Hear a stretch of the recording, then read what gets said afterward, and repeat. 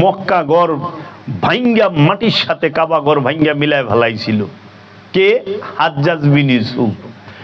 লক্ষ লক্ষ হাজি হজ করত, সেইখানে হাজার হাজার হাজিরে কুবায়া কাটছে হাজ্জাজ বিন ইউসুফ। হাজিদেরকে কুবায়া কাইটা জমজম কূপে ফালাইছে হাজ্জাজ বিন ইউসুফ। এই হাজ্জাজ বিন ইউসুফ সে কাবা ভাঙলো, হাজিদের কুবায়া কাটলো। আরে মিয়া, কোরআনে আল্লাহ কইছে হেরাম পরা অবস্থায় কোনো পিঁপড়া হত্যা করণ যাইব না, মশা মাছি হত্যা করণ যাইব না, গালি দেওয়া যাইব না, আল কোরআন। আর হে হেরাম পরা হাজিরে কুবায়া কেটে ফেলায়, চিন্তা করতে পারেন কত বড় হারামি। এর জন্য ইসলামী ইতিহাসের হিটলার হইল হাজ্জাজ বিন ইউসুফ, যাকে সারা বিশ্ব রক্ত পিপাসু এবং খুনি বইলা চিনি। জার্মানির হিটলার, ইসলামের মধ্যে হাজ্জাজ বিন ইউসুফ। এই খলিফা রাজা মনসুরের আমলে হাদিস সংগ্রহ করা হয় মহানবীর উফাতের প্রায় 250 থেকে 300 বছর পরে। একদম খলিফা মনসুর, মোতাওয়াক্কিল, মুতাসিম বিল্লাহ, হারুনুর রশিদ, মামুনুর রশিদ, এদের আমলে। আমি যদি হাদিস নিয়ে আলোচনা করি, কে টাইম টু টাইম নাম দইরা কে কোন সময় হ্যাগো কিতাব থেকে রেফারেন্স দিব। আমার তার আলাদা কিছু নাই, আমি ওনাদেরটা পড়ছি। আমি দেখছি ইমাম বুখারী রহমতুল্লাহের জন্ম 810 সালে, ইংরেজি 810 সাল। রসুলের ইন্তেকাল উফাত 632 সাল। তো 632 থেকে 810 178 বছর হয়। রসুলের ইন্তেকালের 178 বছর পরে ইমাম বুখারীর জন্ম। 810 সাল থেকে তিনি বড় হয়েছে 20 বছর, 830 সাল। এখন আপনি একটু ইন্টারনেটে ঢুকে সার্চ দেন 810 সালে জাজিরাতুল আরবের রাজা কে আছিল, যায় দেখবেন বাইরে গেছে রাজা মনসুর, বাদশাহ হারুনুর রশিদ, বাদশাহ মামুনুর রশিদ, মুতাসিম বিল্লাহ, মুতাওয়াক্কিল। এরা তাদের আমলে তারা রসুলের জাত শত্রু, রসুলের আওলাদদেরকে বিষ পান করায় এরা মারছে। তাহারা রসুলের হাদিস সংগ্রহ করছে 23 লক্ষ হাদিস। 6 জন সিহাসেত্তার 6 জন হাদিস বেত্তা সংগ্রহ করছে। তার থেকে মাত্র 23,000 হাদিস সহি বইলা রাখছে, বাকি 99% হাদিস ফালায় দিছে। যদি এই সম্পর্কে কেউ জানতে চান, একটি বই আছে, বইটার নাম হলো হাদিস সাহিত্যের ইতিহাস, সাদুল্লাহ সাহেব। আরেকটা কিতাব আছে কারবালা ও মবিয়া, সৈয়দ গোলাম মুর্শেদ সাহেবের। একটু পইরা দেখবেন, থইলার বিড়াল বাইরেই যাওগা। বাবা জাহাঙ্গীরের কিতাব আছে একটা, নিম্নবিচিত্র দাহ এবং সুফিবাদ আত্মপরিচয়ের একমাত্র পথ। পড়েন না, আপনি তো সত্যই চান। তা আমি তো ডেট কইতেছি, লক্ষ হাজার আহে কেমনি? 23 লাখ কোন থেকে রাখছে 23,000, মানে 99% বাদ। আপনি একটু চিন্তা করেন, আল্লাহর রসুলের নামে 99টা মিশা কথা কইয়া পারে, এই রকম জঘন্য লোকেদেরকে আমরা কি রাহিমাহুল্লাহ কইয়া পারি? রসুলের নামে যারা মিশা কথা কয়, 99টা মিশা কথা কইছে রসুলের নামে। হায় হায় হায়।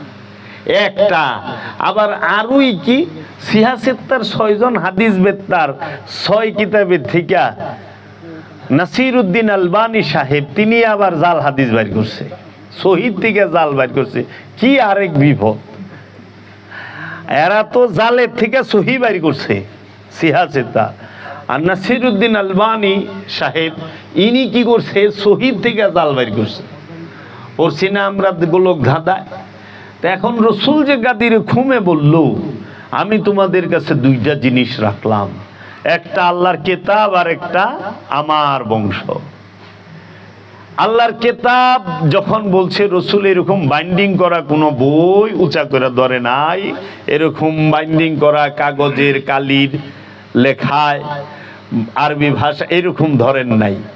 বলছে আমি কেতাব রাখলাম। তাহলে সেই কিতাব কি? এখন আবার কোরআনে যদি আমরা খেয়াল করি, আল্লাহ কইছে আমি কিতাবের মধ্যে কোরআনকে সংরক্ষণ করে রাখছি লৌহে মাহফুজে। কিতাব আর কোরআন, কোরআন কি? হুদাল্লিন নাস, মানুষের জন্য হেদায়েত। কিতাব কি? হুদাল্লিল মুত্তাকিন, মুত্তাকির জন্য হেদায়েত। বাবা মুত্তাকি আর নাস তো আসমান জমিন তো ভাব।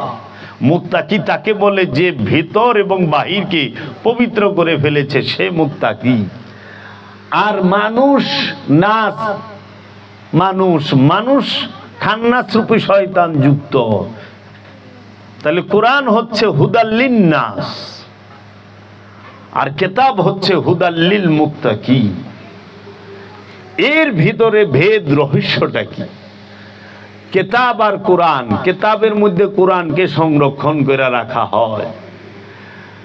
তানজিলুম মির রাব্বিকুম, ইহা নাজিল হয়েছে আপনার রবের তরফ হইতে। আলা কলবিকা, আলা উপরে, কলবেকা আপনার কলবের উপরে। কলবে কা, কা মানে এক বচন, আপনার কলবের উপরে, সবার কলবের উপরে কোরআন নাজিল হয় না। কোরআন কার কলবের উপরে নাজিল হয়?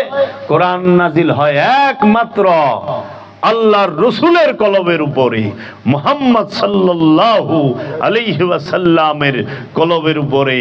এই কলবের উপরে রবের তরফ হইতে যখন কোরআন নাজিল হয়েছে, তখনই কোরআন বলতেছে ইন্নাহু লা কাউলুন রাসূলিন কারীম, নিশ্চয়ই এই কোরআন হচ্ছে সম্মানিত রসুলের বাণী। কি সুন্দর! মৌলার যে মুজিজা, মৌলার যে কারামত, মৌলার যে রহমত, এটা অসাধারণ, অতুলনীয়, অতুলনীয়। সেই রাহমাতাল লিল আলামিন গাদিরে খুমে বললেন, আমি তোমাদের কাছে আল্লাহর কিতাব আর আমার ইতরাত, আমার বংশ রাইখা গেলাম, তোমরা শক্তভাবে দৈরো। সেই কিতাবটা কি? কাগজের কিতাব না নূরের কিতাব? কোরআন কি কাগজ না নূর? কোরআন কি আরবি না নূর? কোরআনের ভাষা আরবি, কোরআন আরবি না। কোরআন যে ভাষায় নাজিল হয় ওই ভাষা সম্মানিত হয়, কিন্তু কোরআন কইল নূর।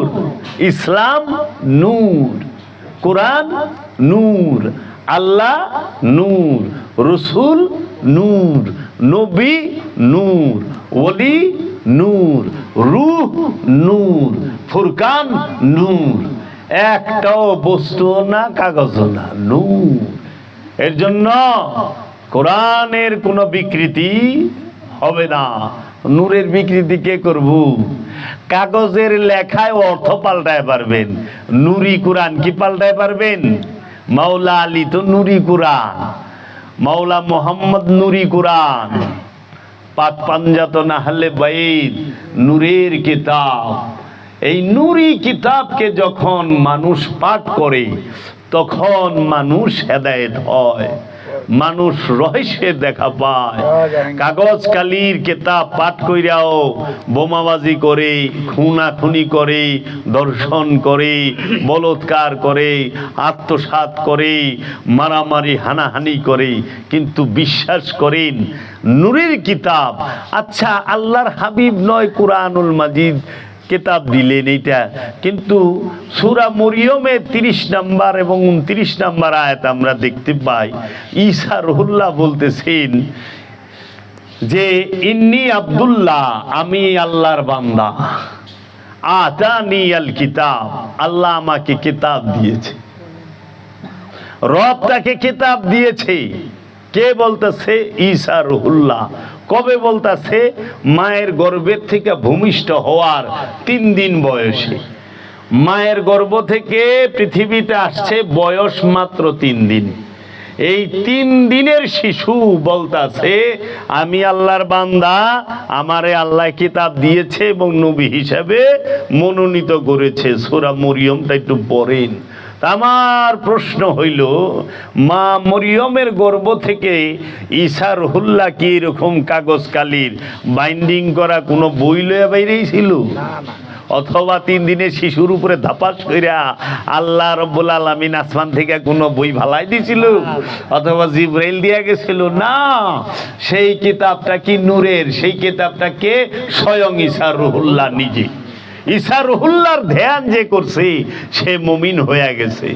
তাই নূরের কিতাব মাওলা মুহাম্মদ মুস্তাফা সাল্লাল্লাহু আলাইহি ওয়াসাল্লাম, এই মাওলা মুহাম্মদ সাল্লাল্লাহু আলাইহি ওয়াসাল্লামের নূরের চেহারা মোবারক, এই নূরের কিতাবকে যারা ধ্যান করছে, যারা অনুসরণ করেছে, যারা এই নূরের কিতাবকে সব সময় শয়নে স্বপনে নিশীতে সব জাগরণে নিদ্রায় উঠতে বসতে খাইতে লইতে সর্বক্ষণ যখন তার অনুসরণ করছে, ধ্যান করছে, সেও কিতাবে পরিণত হয়ে গেছে।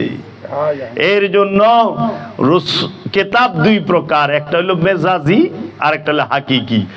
ওই নূরের কিতাব যাহা বলে সেইটাকে কাগজের মধ্যে যে কোনো ভাষায় কালি দিয়া লিখা রাখে, ধইরা রাখে যে নূরের কিতাব এই কথাগুলো বলছে, তখন এইটাকেও কিতাব বলা হয়। কিন্তু ওই কিতাবটা হয় মেজাজি, আনুষ্ঠানিক কাগজ কালির বাইন্ডিং এর কিতাব। এর জন্য নূরের কিতাব থেকে যে বাণী বের হয় সেই কিতাবকে ধইরা রাখতে হয় কাগজের বইয়ে, কাগজের মধ্যে। এর জন্য রহমাতাল লিল আলামিন নূরে মুজাসসাম সৈয়দুল আম্বিয়া সাল্লাল্লাহু আলাইহি ওয়াসাল্লাম যাহা বলেছেন সেই বাণীগুলো যখন সাহাবায়ে কেরাম ধরে রাখছে, তখন সেই ওই বাণী ধরে রাখার যে বইটা তাকেই কোরআন নাম দেওয়া হয়েছে। মেজাজি, হাকিকি না। হাকিকি কোরআন স্বয়ং মহানবী নিজেই, হাকিকি কোরআন স্বয়ং মহানবী নিজে। এই কোরআনকে 24 বৎসরে, কেউ বলে 23 বৎসরে ধাপে ধাপে আমাদেরকে আল্লাহর হাবিব দান করেছে।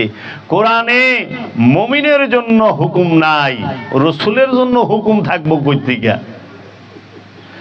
সারা কোরআনে মুমিনের জন্য একটা আদেশ নাই, একটা হুকুম নাই, 2-3 বার আছে অনুরূপ। আর রসুল সে তো নিজেই নুরি কোরআন। এখন আমি কালকে একটা আলোচনায় করতে যাই, কোরআনের রেফারেন্সটা যখন ধরলাম তখন আমার কাছে একটা আয়াত এলো কোরআনের, যে ওইখানে অনুবাদ করে রাখছে, হে নবী আপনি তাহাদেরকে অন্যদেরকে অনুসরণ করেন না, তাইলে আপনি পথভ্রষ্ট হবেন। নাউজুবিল্লাহি মিন যালিক, অধিকাংশ মানুষকে অনুসরণ করেন না। এইটা সারাসার তাদের ভুল বাবা। কারণ আল্লাহর হাবিব রহমাতাল লিল আলামিনের জন্য আল্লাহর কোনো হুকুম দাসত্বের নাই। আছে কি মানুষকে সতর্ক করার জন্য আল্লাহ হুকুম দিছে, হে আমার হাবিব আপনি কাফেরদেরকে বলুন, হে আমার হাবিব আপনি মুশরিকদেরকে বলুন, হে আমার হাবিব আপনি আমানুদেরকে বলুন, হে আমার হাবিব আপনি মানুষদেরকে বলুন, হে আমার হাবিব আপনি মানব জাতিকে বলুন। এইভাবে আল্লাহ বলছে। আবার আল্লাহ বলছে আলাম তারা, আপনি কি দেখেন নাই কাইফা ফাআলা রাব্বুকা বিআসহাবিল ফিল, আপনি কি দেখেন নাই হে আমার হাবিব আপনার রব কি রূপ ব্যবহার করেছিল ওই হস্তি বাহিনীর সাথে। ওই বাদশা আব্রাহা কাবা ভাঙার জন্য যে হাতির বাহিনী নিয়ে আসছিল, বিশাল সৈন্য নিয়ে আসছিল মহানবীর আবির্ভাবের মাত্র 50 দিন আগে, তখন মহানবীর দাদা খাদিমুল হারামাইন, তার নাম ছিল ইমাম আব্দুল মুত্তালিব। এই আব্দুল মুত্তালিব তখন এই এত বড় সৈন্যবাহিনী দেখে বলছে, ইয়া রব্বে কাবা, ওগো রব্বুল আলামিন, এত বড় বাহিনীকে ঠেক দেওয়ার মতো, ট্যাকেল করার মতো, তাদেরকে প্রোটেস্ট করার মতো এত ক্ষমতা আমার নাই, তোমার কাবা তুমি রক্ষা করো।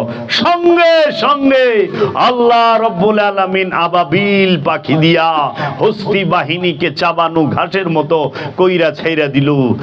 তাই আমার মুর্শিদ বলছি যে বাদশাহ আবরাহা যখন কাবা ভাঙার জন্য আসছিল, মহানবীর দাদা তিনি ফরিয়াদ করার সাথে সাথে এই আবাবিল পাখি দিয়ে আল্লাহ তার নিজের ঘর কাবাকে রক্ষা করলেন। কিন্তু হাজ্জাজ বিন ইউসুফ এবং ইয়াজিদ যখন কাবা ভাঙলো, কাবায় আগুন দিল, তখন আল্লাহ কেন আবাবিল পাখি পাঠাইল না? কি তার কারণ? কারণ হাজ্জাজ বিন ইউসুফ ছিল মুসলমান নামধারী, তারা কাবাকেই সেজদা করতো না, নামাজ তো পড়তো। তো তুমি কাবারে যদি ক্ষতিগ্রস্ত করো তখন তো আল্লাহর, কারণ আল্লাহ কোরআনে কয়া দিছে যে তার নিজের ভাগ্য পরিবর্তন করে না, আল্লাহ তার ভাগ্য পরিবর্তন করে না। আবার আল্লাহ কোরআনে কয়ে দিয়েছে যে জাতি তার নিজের ভাগ্য পরিবর্তন নিজেরা না করে, আল্লাহ তার ভাগ্য পরিবর্তন করে না।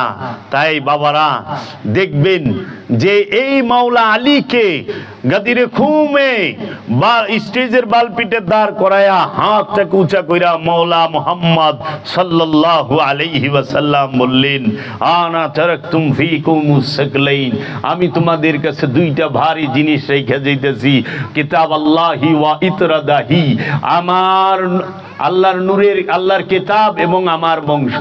কেন এই কিতাব আর বংশ একত্রিত? কেতাব আর বংশ একসাথে আসে, এই দুইটা কখনোই জুদা হয় না, জুদা হবে না। হাউজে কাউসারে এই কিতাব এবং ইতরাত দুটোটা আমার সাথে মিলিত হবে।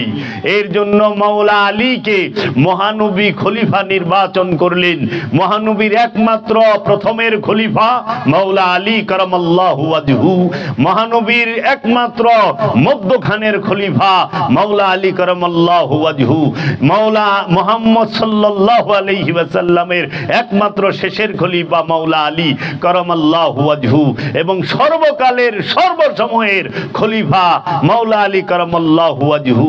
তাই আল্লাহর হাবিব বলেছেন, আনা মদিনাতুল ইলমি আলিউ বাবাহা, আমি ইলমের শহর, এই আলী হচ্ছে সেই শহরের দরজা, আলী হচ্ছে ইলমের শহরের দরজা।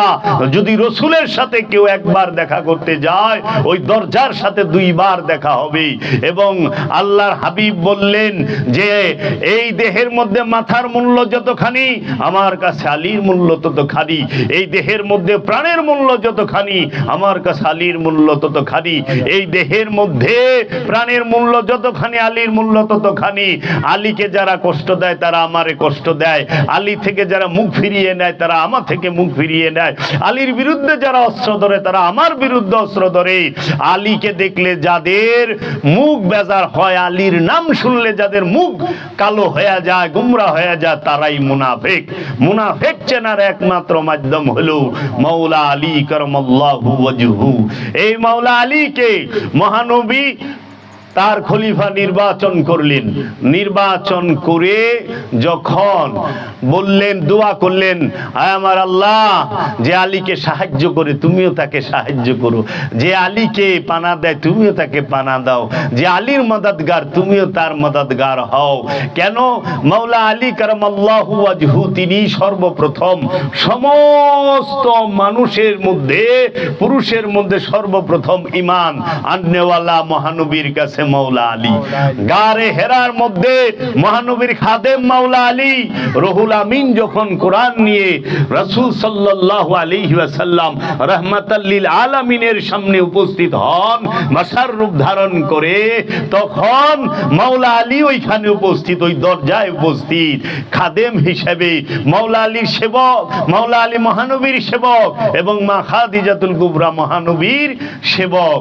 মাওলা আলী বদর জয় করে, মাওলা আলী খায়বার জয় করে, মাওলা আলী উহুদ জয় করে, মাওলা আলী সে সিফিনের মধ্যে বিজয়ী হয়, মাওলা আলী সে খন্দক জয় করে। মাওলা আলী আলাইহিস সালাতু ওয়াস সালাম তিনি যখন মহানবীকে ছাইরা সবাই কাফেরদের ভয়ে পালায়ে গেল উহুদে, মহানবীকে মারতে মারতে কাফেরেরা রক্তাক্ত কইরা ফেলাইছিল, মহানবী অজ্ঞান হয়ে গেছিলেন। শুধু অজ্ঞান হওয়ার আগে মহানবী ডাক দিয়েছিল ইয়া আলী আল মাদা, সঙ্গে সঙ্গে মাওলা আলী আইসা সমস্ত কাফেরের মাঝখান থেকে মহানবীকে উদ্ধার করে নিয়ে যায়। যেই যুদ্ধে মুআবিয়ার মা হিন্দা, এজিদের দাদি হিন্দা মহানবীর আপন চাচা, তার নাম হচ্ছে হযরত আমিরে হামজা, তার বুক ফাইরা কলিজা বাইর কইরা চাবায়া খাইছে। মানুষের কলিজা মানুষ চাবায়া খায়, ও মিয়া এটা কি মানুষ? এটা কি মানুষ হইতে পারে? এর জন্য মহানবী কইছিল হিন্দা তুমি আমার পাশে বেশি আইসো না, তোমারে দেখলে আমার চাচার কথা মনে করে, তুমি একটু দূরে দূরে থাইকো, আমার কাছেই আইসো না। তাহলে পরে মহানবী যে ওই গাদিরে ঘুমে বললেন আমি কিতাব রাখলাম, সেই কিতাবটা নূরের কিতাব। এই নূরের কিতাব যারা পাঠ করে, নূরের কিতাব যারা ধ্যান করে, তারাই কোরআনকে স্পর্শ করতে পারে। কিভাবে? নূরের কিতাব পাঠ করলে পরে পবিত্র হওয়া যায়, নূর দ্বারা পবিত্র হইতে হয়। বুঝছো বাবা? পানি সাবান দিয়া তুমি পরিষ্কার হইবা। এই কাপড়টা ময়লা, পানি সাবান দিয়া ধুইবা পরিষ্কার হয়ে যাইব। দেহটা ময়লা, সাবান পানি দিয়া ধুইবা পবিত্র হবে না, পরিষ্কার হবে। কারণ এই কাপড়ের মধ্যে শয়তান থাকে না, দেহের মধ্যে শয়তান থাকে না, কোনো কিছুর মধ্যে শয়তান থাকলেও কলবে। তাইলে কলব পরিষ্কার করতে হয় নূর দিয়া। পানি আর সাবান দিয়া কলব ধোয়ার কোনো ব্যবস্থা নাই, সুযোগও নাই। নফসের সাথে শয়তান মিশা থাকে। কামনা, শয়তান হলো কুমন্ত্রণা দাতা, সবার সাথে শয়তান মিশা আছে খান্নাস রূপে। খান্নাস মানেই হচ্ছে কামনা। এই কামনা প্রতিটা মানুষ, জাতি ধর্ম বর্ণ নির্বিশেষে, মুসলমান হিন্দু বৌদ্ধ খ্রিস্টান ইহুদি নাসারা আস্তিক নাস্তিক, সবার মধ্যে শয়তান খান্নাস রূপে মিলে মিশে রক্তের পরতে পরতে একাকার হয়ে রয়েছে। এই শয়তানকে যদি কেউ নফস থেকে তাড়াইতে চায়, কলবটাকে যদি কেউ পবিত্র করতে চায়, অবশ্যই ওই নূরের কিতাব, যেই কিতাব ঈসা রুহুল্লাহ, যেই কিতাব মুসা কালিমুল্লাহ, যেই কিতাব নূহ নবিউল্লাহ, যেই কিতাব আদম সফিউল্লাহ, যেই কিতাব মুহাম্মদ সাল্লাল্লাহু আলাইহি ওয়াসাল্লাম, এই নূরের কিতাব, এই মাওলা আলীর মতো নূরের কিতাবের ধ্যান করে, এই সুলতানুল হিন্দ খাজা গরিবি নওয়াজের মতো নূরের কিতাবের ধ্যান করে, বড় পীর আব্দুল কাদের জিলানী বাগদাদি আলাইহিস সালাতু ওয়াস সালামের মতো নূরের কিতাবকে ধ্যান করে, এই বাংলার জমিনে বাবা শাহজালাল, বাবা শাহপরানের মতো নূরের কিতাবকে ধ্যান করে, বাবা জান শরীফ শাহ সুরেশ্বরী এবং কালান্দার বাবা জাহাঙ্গীরের মতো নূরের কিতাবকে ধ্যান করি, নিজের কলবকে পবিত্র করতে হবে, নফসকে পবিত্র করতে হবে। কারণ আল্লাহ কইয়া থইছে আমি মানুষকে পরীক্ষা করি জীবন এবং মৃত্যু দিয়া। মৃত্যু দিয়া আল্লাহ মানুষকে পরীক্ষা করে। মৃত্যু কি পরীক্ষা, জীবন কি পরীক্ষা। আল্লাহ সম্পদ দিয়া, সন্তান দিয়া মানুষকে সুখও দেয়, শাস্তিও দেয়। আল্লাহ কোরআনে কয়ে দিয়েছে। এখন আমরা তো কোরআনের আরবিটা পড়ি, বাংলা অর্থটা পড়ি না। আমাদের অর্থ সহ যদি আমরা কোরআনুল মাজিদটাকে বারবার পাঠ করি, আমরা অনেক রহস্যময় বিষয়গুলো দেখতে পাবো, বুঝতে পাবো। আর না হলে আরবি তো আমাদের মাতৃভাষা না যে আমরা শুধু আরবি বললে সব বুঝুম।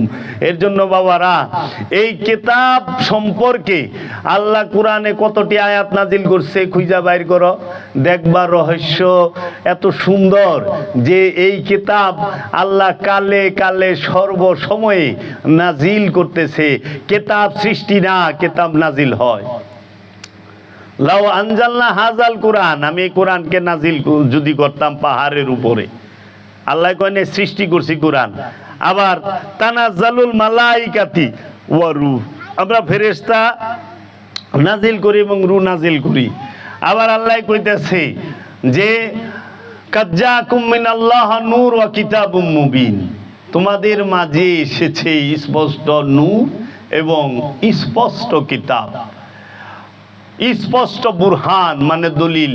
তাহলে বুরহানকে মহানবী, কেতাবকে মহানবী, ফুরকানকে মহানবী, কোরআনকে মহানবী, নূরকে মহানবী, নূর আলা নূরকে মহানবী। তাহলে এই নূর বাদ দিয়া আমরা যখন ভাষার উপরে জোর দিমু তখন আমাদের কলব নফস পবিত্র হবে না, কারণ বাসা দিয়া নফস পবিত্র হয় না। যদি বাসা দিয়া কলব পবিত্র হতো তাহলে সৌদি আরবে সবাই পবিত্র কলবের অধিকারী থাকতো, কারণ সৌদি সবাই তো আরবিতে কথা কয়, তাই না? আবু জেহেল আরবিতে কথা কইছে না? আরবিতে কথা কইলে যদি সবচেয়ে বেশি আমরা স্বর্গে যাই, তাহলে তো আরবের এই যে চোর বাটপার যেগুলা সেইগুলা যাই বোগা। ফেরাউন কি ভাষায় কথা কইতো? হিব্রু ভাষায়। কোরআনে বর্ণিত 25টা নবী, একজন নবী শুধু আরবি ভাষায় কথা কইছে, অধিকাংশ নবী কথা বলছে হিব্রু ভাষায়। একজন নবী, মহানবী হযরত মুহাম্মদ সাল্লাল্লাহু আলাইহি ওয়াসাল্লাম, তিনি আরবি ভাষায় কথা বলছে বাবা, তার জবান ছিল আরবি। তাইলে আমরা যদি এই নূরের কিতাবকে না মানি, আল্লাহর ওলিদেরকে, আমরা যদি এই নূরের কোরআন যারা তাদেরকে না মানি, শুধু এই ভাষার এবং বাইন্ডিংয়েরটা নিয়েই পইরা থাকি, তাইলে পরে আমরা কি সত্য পাবো? পাবো না। কারণ আপনি দেখেন, কোরআন খুলেন, সূরা ইখলাস। ইখলাস শব্দের অর্থ নির্ভেজাল তৌহিদ। ইখলাস শব্দের অর্থ কি? নির্ভেজাল তৌহিদ। ইখলাস শব্দের অর্থই হচ্ছে একাত্মবাদ, তৌহিদ। তো এইটাকে যদি আমরা বৃহৎ ভাবে বুঝতে চাই, তাহলে নির্ভেজাল তৌহিদ, যেখানে কোনো ভেজাল নাই। সেই সূরার প্রথম আয়াতটাই হইল কুল হুয়াল্লাহু আহাদ। কুল বলে দিন, রাসূলকে বলছে আপনি বলে দিন, আল্লাহু আহাদ, কুল হুয়াল্লাহু আহাদ। আল্লাহ হলো একক, অখণ্ড, অদ্বিতীয়, স্বয়ংভূ সত্তা। আহাদ মানে একক, এক না, ওয়াহিদ যদি কইতো, যদি এইরকম আয়াত হইতো কুল বলে দিন আল্লাহু ওয়াহিদ, তাইলে হইতো আল্লাহ এক। যেহেতু আল্লাহু ওয়াহিদ কয় নাই, আল্লাহু আহাদ কইছে, তার মানে আল্লাহ একক, এক থেকেই একক, বহুরূপ। এই একক যখন হয় তখনই আল্লাহ বলছে ওয়ানাহনু আকরাবু ইলাইহি মিন হাবলিল ওয়ারিদ, আমরা তোমার জীবন রগের নিকটেই অবস্থান করি। তানাজ্জালু, আমরা নাযিল করি, ওয়ানুফাত্তি মিন রুহি, আমরা রূহ ফুৎকার করি, আমরা হেদায়েত করি, আমরা রিজিক দেই। যত জায়গায় আল্লাহ এই রিজিক বন্টনের বেলায় আমরা শব্দ উচ্চারণ করেছি, হেদায়েতের বেলায় আমরা শব্দ উচ্চারণ করেছি, আল্লাহ সব মানুষকে নাজিল করার বেলায় আমরা শব্দ উচ্চারণ করেছি, ফুৎকার করার বেলায় আমরা শব্দ উচ্চারণ করেছি। কিন্তু আফসোসের বিষয়, দুঃখের বিষয়, আমাদের প্রচলিত সমাজে কোরআনের এই অনুবাদগুলোর মধ্যে আপনি দেখবেন তাহারা এ আমরাকে, নাহানুকে, তানাজ্জালুকে, ইন্না নিশ্চয় আমরা, ইন্নি নিশ্চয় আমরি, আমি, তো এই ইন্নারেও আমি করে থুয়া দিছে। তখন দর্শনটাই চেঞ্জ হয়ে গেছে, যে কোরআনের যে দর্শন। এই আপনি এই কিছুক্ষণ আগে আমি সূরা আল ইমরান পাঠ করতেছিলাম, ওই সময় দেখলাম একটা আয়াতের অনুবাদ করছে অ্যাপসের মধ্যে, দেখলাম যে হে মুমিনগণ তোমরা সুদ খায়ও না। কোন তো কি এর মধ্যে কি আল্লাহ কইছে ইয়া আইয়ুহাল্লাযিনা আমানু লা তাআকিলুর রিবা, হে আমানু সুদ খায়ও না। আল্লাহ কইছে আমানু সুদ খায়ও না, আর সেইটার অর্থ করে থুইছে আমানুর অর্থ বাংলা করছে মুমিন। তো মুমিনও তো আরবি শব্দ, আমানু আরবি শব্দ। আমানু হইল রসুলের মুরিদ, আর মুমিন হইল রসুলকে ধারণকারী, যে রসুলের গুণে গুণান্বিত হয়ে গেছে, রসুলের রূপে রূপবান, রসুলের নূরে নূরময়, তিনি মুমিন। যার সাথে আল্লাহ থাকে, আমানুর সাথে আল্লাহ থাকে না, আমানুর সাথে শয়তান থাকে, মুমিনের সাথে আল্লাহ থাকে। হে মুমিন রে কইতেছে অনুবাদে, হে মুমিন সুদ খায় না। তাই আমি বললাম মুমিনকে কয় আমি খাইছি রে, মুমিন সুদ খায়? পাগল লইছেন আপনারা? তা আমানুর অর্থ মুমিন করলেন কেন? তাহলে মানুষ এখন পড়ছে যে কই দেখেন মুমিন সুদ খাইব না। আল্লাহ কইছে ইয়া আইয়ুহাল্লাযিনা আমানু ওয়া আকিমুস সালাত, হে আমানু সালাত কায়েম করো, অর্থে কইরা থইছে হে মুমিন সালাত করো। তো মুমিনের জন্য সালাত না আমানুর জন্য সালাত? এর জন্য বাবা এই নূরের কিতাবকে প্রত্যাখ্যান কখন থেকে করলো? যখন রসুল উফাত লাভ করলেন, রসুলের দেহ মোবারকটারে 3 দিন পর্যন্ত জমিনের উপরে রসুলের হুজরা শরীফে রাইখা দিল। রসুলকে দাফন করলো 3 দিন পরে মাওলা আলী, মা ফাতেমা, হজরত সলমান ফারসি, আবু যর গিফারি, মাওলা হাসান, মাওলা হুসাইন, এইরকম ভাবে এই আসহাবে সুফার সাহাবী এবং পাক পাঞ্জাতনের মিলে সর্বোচ্চ বলে 26 জন লোক ছিল রসুলের দাফনের সময়। কিন্তু ওই সময় মদিনার মানুষ 40,000। বাকি লোক গেছে কই? বাকি লোকগুলো গেছিল ওই যে রসুলের ইন্তেকালের পরে কে ক্ষমতায় বইব, কে খলিফা হবে, কে প্রধানমন্ত্রী হবে, কে শিক্ষামন্ত্রী হবে, কে অন্ন বস্ত্রমন্ত্রী, খাদ্যমন্ত্রী, এই মন্ত্রণালয় লইয়া, এই উজির নাজিরি লইয়া ব্যস্ত ছিল। রাসূল সাল্লাল্লাহু আলাইহি ওয়াসাল্লামের দাফনের সময় এই হতভাগা আমরা যারা দেখলাম এরা থাকতে পারে নাই। তাই মাওলা আলী এই নিয়ে কোনো কথাই বলে নাই রসুলের ওফাতের পরে। যখন এই বাগে ফিগাত মা ফাতেমা থেকে ক্ষমতায় বৈশাই হযরত আবু বকর সিদ্দিক তিনি কি করলেন? বাগে ফিগাতটাকে বাজেয়াপ্ত করলেন। আপনারা কয়জনে জানে বাংলার মুসলমান যে মা ফাতেমা আলাইহিস সালাতু ওয়াস সালাম মাত্র, আমি যতটুকু গবেষণা করে দেখছি 20 থেকে 26 বছর, বিভিন্ন রেওয়ায়েত, কেউ বলছে 20, কেউ বলছে 22, কেউ বলছে 24, কেউ বলছে 26। আমারও তো একটা হিসাব আছে। তা আমি যা দেখি যে এই 26 বছর বয়সে মা ফাতেমাতুজ জাহরা আলাইহিস সালাতু ওয়াস সালাম সুস্থ মানুষ, সে ইন্তেকাল করলেন। মহানবীর ইন্তেকালের মাত্র 6 মাসের ভিতরে, মাত্র 6 মাস। কি হয়েছিল? কি এমনই ছিল? মহানবীর সাথে তো মা ফাতেমা মক্কা বিজয়ে উপস্থিত ছিলেন, বিদায় হজে উপস্থিত ছিলেন, গাদিরে খুমে উপস্থিত ছিলেন, সমস্ত সফরে উপস্থিত ছিলেন, মা ফাতেমা মহানবীর দাফনের সময় উপস্থিত ছিলেন। কি এমন ঘটনা ঘটলো যে মা ফাতেমাকে হত্যা করা হইল মা ফাতেমার এই মহানবীর ওফাতের 6 মাসের ভিতরে? এই বাগে ফিগারটাকে বাজেয়াপ্ত করার পরে মা ফাতেমা গেছি খলিফার দরবারে, যে চাচা যান, হযরত আবু বকর সিদ্দিককে প্রশ্ন করছে, চাচা যান আপনি কিভাবে আমার এই বাগানটাকে বাজেয়াপ্ত করিলেন? এটা তো বাবা আমারে দলিল করিয়া দিয়া গেছে, লেখা দিয়া গেছে। কারণ কি? মা ফাতেমার মা যিনি মালকায়ে আরবিয়া, মা খাদিজাতুল কুবরা, যিনি জাজিরাতুল আরবের সেরা ধনী ছিলেন, জাজিরাতুল আরবে মা ফাতেমার উপরে, মা ফাতেমার মায়ের উপরে কেহই ছিল না ধনী, উনি ছিলেন সর্বশ্রেষ্ঠ ধনী। উনি মুহাম্মদ সাল্লাল্লাহু আলাইহি ওয়াসাল্লামের পাশে দাঁড়াইছেন, ইসলামকে উনি সবচেয়ে বড় সাহায্য করছেন, সহযোগিতা করছেন, ইসলামকে সবচেয়ে বড় বেশি মদদ দিছেন মা খাদিজা। সেই মা খাদিজার ঐতিহাসিকগণ বলে যে ওনার কাছে এত পরিমাণ উট ছিল যে একটা কইরা উট যদি একটার পিছে বাঁধতো 3 মাইল দূরে যাইত। 3 কিলোমিটার, 3 মাইল, কিলোমিটারের হিসাবে 4 মাইল দূরে যাইত।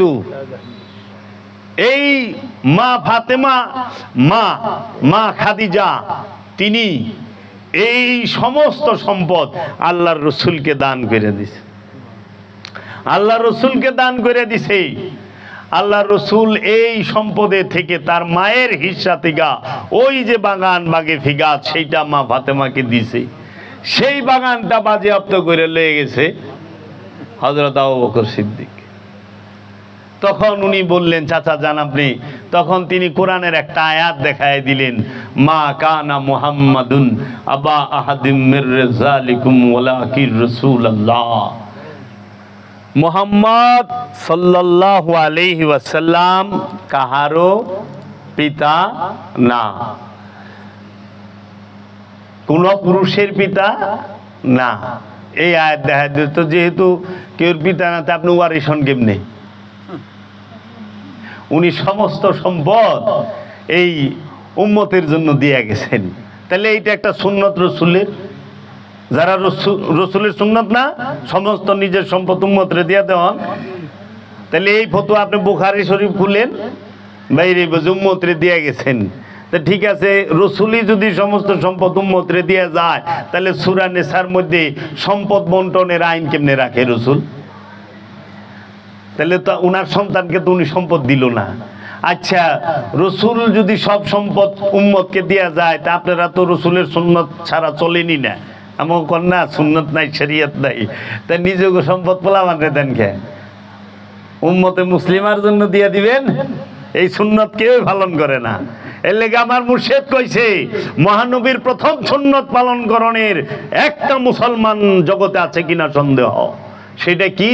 মহানবীর বয়স যখন 24 বছর 1 মাস, 24 বছর 1 মাস মানে 25-এ পা রাখছে, তখন তিনি বিবাহ করেছেন আমার মা সৈয়দাতুল আরবিয়া মালকায়ে আরবিয়া মা খাদিজাতুল কুবরাকে। আম্মা জানের বয়স ছিল তখন 40 বছর। মহানবীর বয়স 25, আম্মা জানের বয়স 40। আম্মা জানের আগে 3টি বিবাহ হয়েছিল। আম্মা জানের আগের ঘরের একটি ছেলে ছিল। তো এই সুন্নত পালনের জন্য আমাদের যুবক সমাজ যদি হেডলাইন দেয় পেপারে যে আমি মহানবীর একটি সুন্নত পালন করতে চাই, সেই সুন্নতটি হবে আমার বয়স এখন 25, আমি বিবাহ করতে চাই, পাত্রীর বয়স হইতে হবে 40, আগে তার 3টি বিবাহ হইতে হবে, একটি ছেলে থাকতে হবে, আমি রসুলের প্রথম সুন্নতটি পালন করব, দেশে থাকবার দিব? আরে একটি বিবাহ হয়েছে, সেই মেয়েরে যদি বিয়া করে তাই তো বাপ মা তেজ্য পুত্র করে দেয়। সমবয়সী মেয়ে বিয়া করলে ঝগড়া করে, বয়সে বড় বিয়া করলে সারা জীবন টিটকারি মারতে মারতে মেরে আলেবো মা বাপে। রসুলের সুন্নত এত সস্তা, খালি খাওয়ানোর পরে মিষ্টি খাওয়া সুন্নত, এইটা সবাই পালন করবার চায়। কিন্তু ওই যে রসুলের প্রথম সুন্নত এইটা, আচ্ছা রসুলের শেষ সুন্নত পালন করার মতো একটা ব্যক্তি আছে কিনা সন্দেহ। সেটাই কি? রসুলের উফাতের পরে, রসুল যখন উফাত লাভ করেছেন তখন তাহার ঘরে 5 কেজি জব পাওয়া গিয়েছে, 2.5 কেজি জৈতুনের তেল পাওয়া গেছে, একটি আশা মুবারক পাওয়া গেছে, একটি ছিঁড়া ফাটা কম্বল পাওয়া গেছে। অথচ মহানবী ছিলেন জাজিরাতুল আরবের সেরা ধনীর স্বামী, তিনি নিজেও ছিলেন মক্কা মদিনার মালিক, তিনি নিজে রাজবংশের ছেলে, মক্কার শাসনকর্তার নাতি, মক্কার শাসনকর্তার ভাতিজা। তিনি নিজে যে 27টা যুদ্ধ করছে, সেই 27 যুদ্ধের থেকে 5টা যুদ্ধের মাল সম্পদ গনিমতের মাল দিছে আল্লাহ তরফ হইতে রসুলকে। তাইলে 5টা রাজার সম্পত্তি, 27টার থেকে 5টা রাজার সম্পত্তি তো দিছে।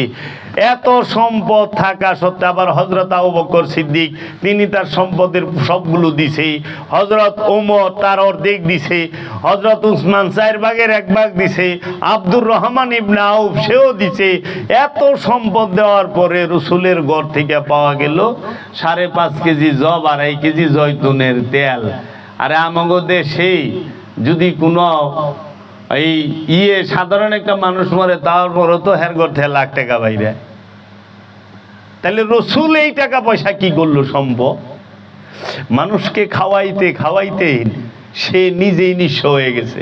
খালি এই মক্কার কাফের গুন্ডা, এই মক্কার যা মানুষ আছে সবাই রে সার্বজনীন ভাবে ওটের ঝোল আর খবুজ দিয়া খাওয়াইতে খাওয়াইতে শেষ। কিন্তু মুখ দেখা খাওয়ান দেয় নাই। ওই ইতিহাসে এরা তো কয় বুঝে না যে আজকে কি কইতেছি, আগামী বৃহস্পতিবারে কি কম কইয়া যায়, খালি কইবার লেগেছে মহানবী দিনের দাওয়াত দিব, তেল লিগা প্রথমে আয়োজন করছে খাবারের, কারণ আরবে খাওয়ানোর অভাব, দুর্ভিক্ষের মধ্যে খাওয়ান দেয়, পাবলিক বয়ে থাকুন যায়। তেহান উটের ঝুল করছে আর রুটি সবাইরে দাওয়াত করছে খাইবা, খাওয়াইছে আগে সবাইরে, আবুল আহাব সাহেবা উকবা আবু জেহিলা মুগিরা এই জুল খাইছে, সবাই খাইছে।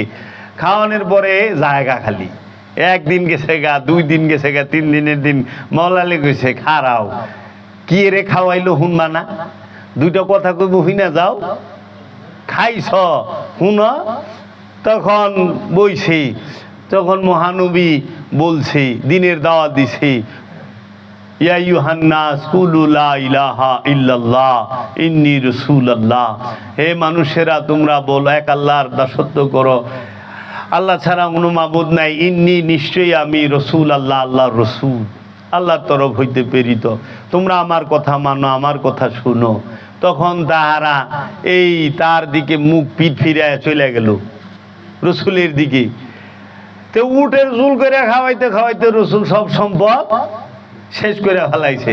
আর আমরা হেই রসুলের কোরআন দেওয়া, কোরআন রসুলের বাণী তো কোরআন, রসুলের বাণী তো হাদিস, সেই রসুলের বাণী কোরআন আর হাদিস পইরা আমরা টিনের ঘর থেকে 10 তলার মালিক ওই রিক্সা থেকে প্যারাডুলোয় ঘুরি।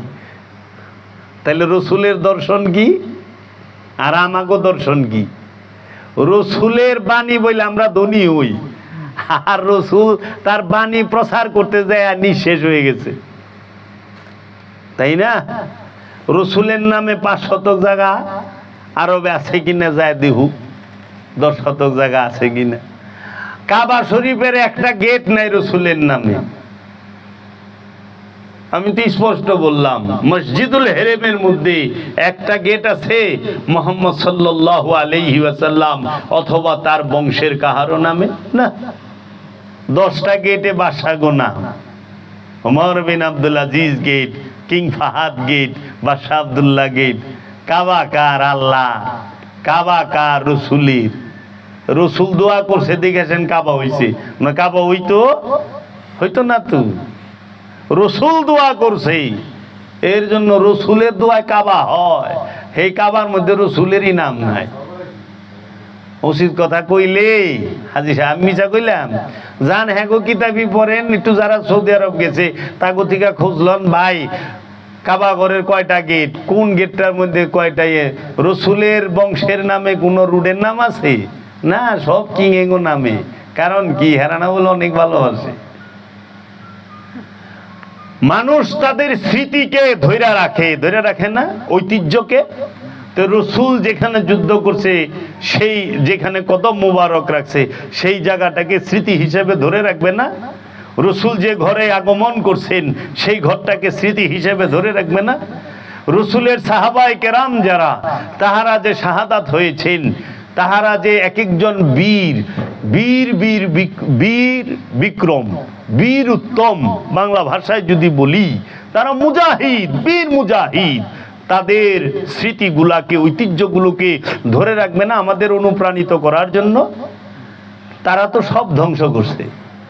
মানে কি মানে? কারণ ইসলাম ধর্মের পূর্ববর্তী যত ধর্ম আছে, কোন ধর্মের নবী, রসুল এবং সাহাবায়ে কেরামদের কোনো নিশানি খুঁজে পাওয়া যায় না। তোমাকে টিকিয়ে রাখবা, এটিও বাঙ্গ। এলে কই আমেরিকার দালাল কেরা, ব্রিটিশের দালাল কেরা? আমার ভিসা তো সৌদি আরবেও বন্ধ হইব, আমেরিকাও বন্ধ হইব, ইংল্যান্ডেও বন্ধ হইব। জায়গা মতো না দিলে জান্নাতুল বাকিতে 60,000 সাহাবা কেরাম সহ 7,000 সাহাবায়ে কেরামের রওজা এবং 60,000 মাজার ছিল। সমস্ত কিছু 1925 সালের 21 এপ্রিল বুধবার বুলডোজার দিয়া এই বর্তমান বাদশারা, এদের বংশধরেরা, বাদশা সৌদ এবং আব্দুল ওহাব নজদি, দুইজনে মিলা এই জান্নাতুল বাকির 60,000 মাজার ভাঙছে।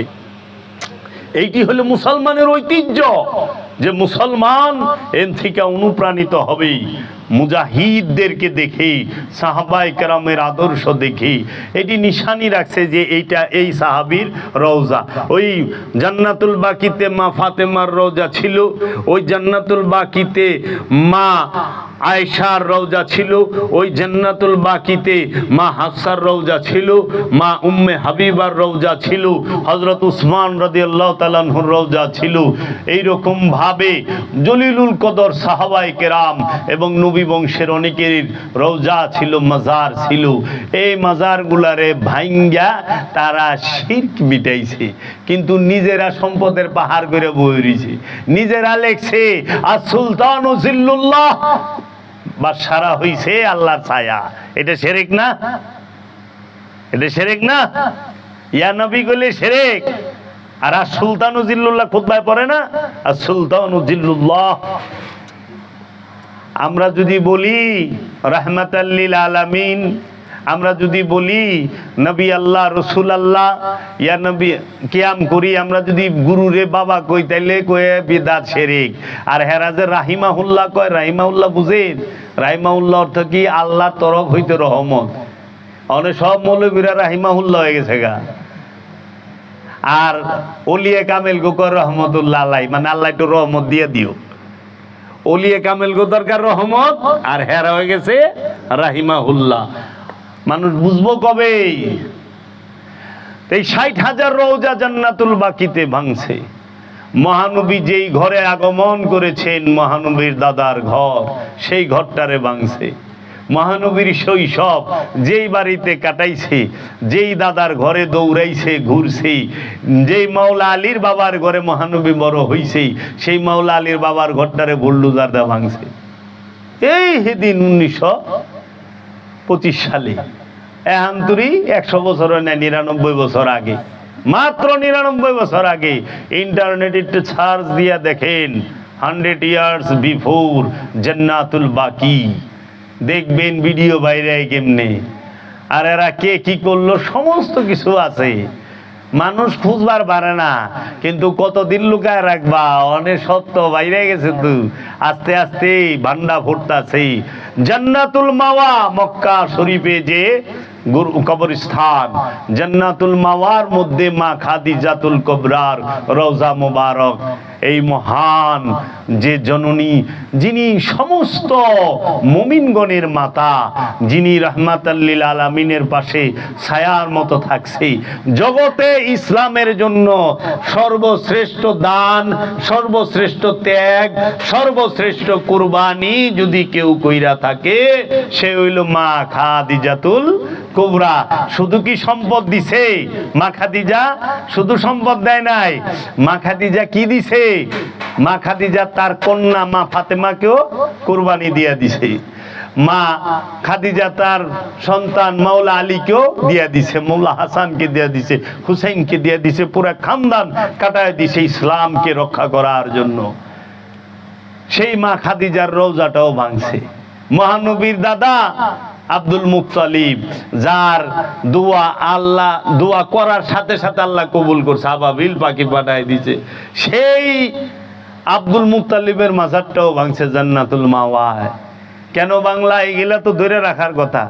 আমরা যে মুক্তিযুদ্ধ বাংলাদেশে হয়েছে 1971 সালে, মুক্তিযুদ্ধে কোন কোন হেলিকপ্টার ব্যবহার হয়েছে, কোনটা পাকিস্তানি থেকে পাইছে, রাখছে জাদুঘরে, সব রেখে দিছে না? আগার গায়ে গেলেই তো দেখি সব রাখছে, একটি ঐতিহ্য। আর এরা ঐতিহ্য মিটাইছে। তার পিছে কারণ কি?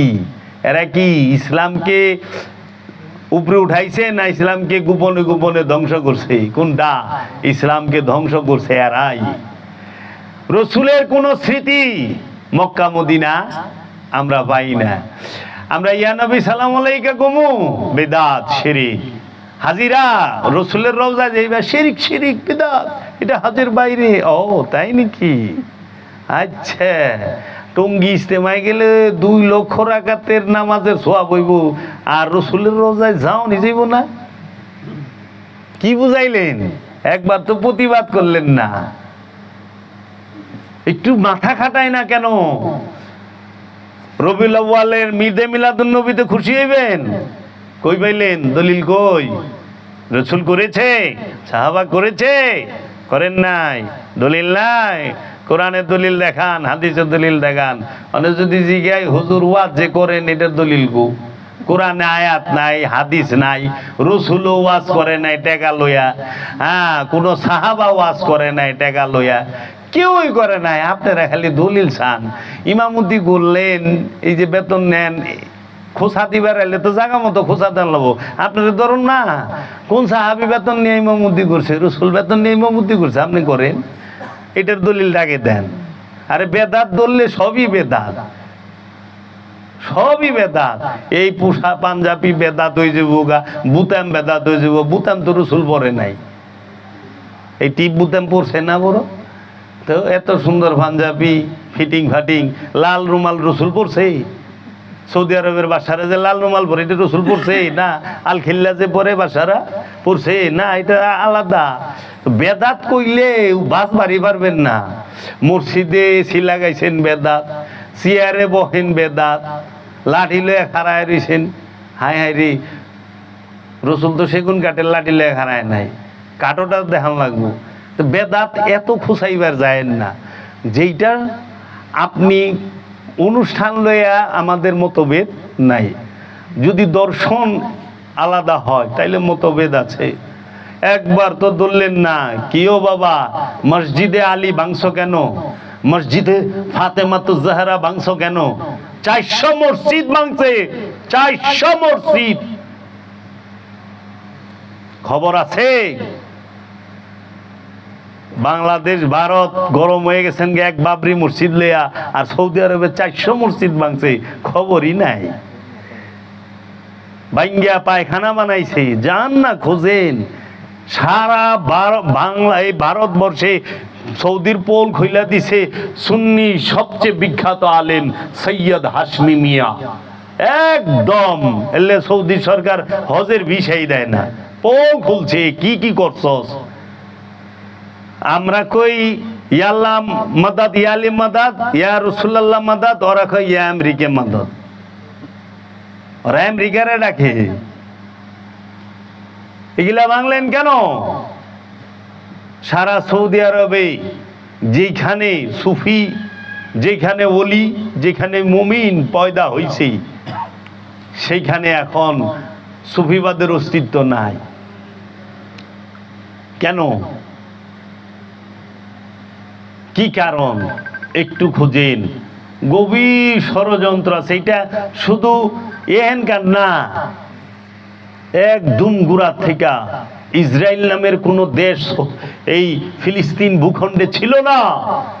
ইসলামের এই ইসরায়েলের জন্মদাতা হইল সৌদি আর ইংল্যান্ড, ব্রিটিশ, এই দুইটাই মিলা ইসরায়েলের জন্ম দিছে। এই মধ্যপ্রাচ্যটার অশান্তি করে রাখছে এক এই খোটায়। ওই যে কুড়ালে জুড়ে যখন গাছের কূপ দেয়, মানে গাছে বোবা বাসায় কুড়ালে কয়, ওই তুই যে এত জুড়ে আমারে কূপ দেয়, তোর কষ্ট লাগে না? আমার তো খুব কষ্ট লাগে, এত জোরে কূপ দেয়। আমার কি দোষ? তোর জাত ভাই আমার পুটকির মধ্যে হানছে।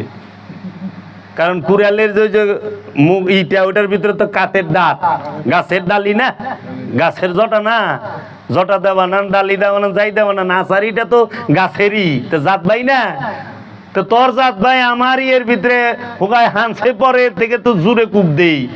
জাত ভাইরে সরা আমার তো ক্ষমতাই নাই। তা আমাকে জাত ভাইরা হাইন্দা রইছে, হ্যাঁ গো হেনে আমরা চিল্লাইলে কি ডাইনার দা অস্ত্র বেছেন আর বাবার দোকান মানবাধিকার। হি জ্ঞান, আমরা মানবাধিকার বুঝি না। বোম বানাইছেন কি রে? মানুষ মারার লেগা। মিসাইল বানাইছেন কি রে? মানুষ মারার লেগা, আর তো কিছু না। তো যে মিসাইল বানায় হ্যাঁ আবার মানবাধিকার কেমনে করে? বানাইছেন প্রধান ব্যবসায়ী অস্ত্র ব্যবসা, তো অস্ত্র তো বানাইছেনই মানুষ মারবার লেগা। আপনি আবার সব বললেন কবে? ডাকাই, খারা ডাকাই, ডাকাই তো হনে সব বয়ে গেছে গা। চুরে হনে ভদ্রলোক হইছে। 200 বছর ভারতবর্ষর থেকে চুরি করে সয় সম্পদ নিয়ে হেরায় হনে হনে আমাকে সিটিজেন দেয়, তাই না? আমাকে ইংলিশে কথা কয়, ইংলিশে কথা বলে খুব জ্ঞানী সভ্য। কেরা কইছে? এইগুলো ধরেন না, দেখেন না। তো কাজেই রসুলের স্মৃতি কেন মিটানো হবে? তার পিছে কারণ কি? আহলে বায়েত স্বীকার করে। দেখেন আপনি 10ই মুহররম করবেন, হ্যাগো জ্বালা। ইহুদি খ্রিস্টানের জ্বালা না করলে মুসলমানেরই জ্বালা। ফতুয়া ঈদে মিলাদুন্নবী করবেন, কই পাইছ? আচ্ছা গাদিরে খুম করবেন, দলিলই নাই। তে গাদিরে ঘুম করলে বেদাত শিরিক, ঈদে মিলাদুন্নবী করলে বেদাত শিরিক, মহরম করলে বেদাত শিরিক। তো এই কিনা কেন শিরিক হয় দেখেন, প্রত্যেকটা রসুল আল্লাহ রসুলের সাথে যুক্ত, প্রতিটা বিষয় রসুল আর আলে রসুলকে কেন্দ্র করে যা করবে নহনে এরা বাধা দিবে, ভেটু দেবে।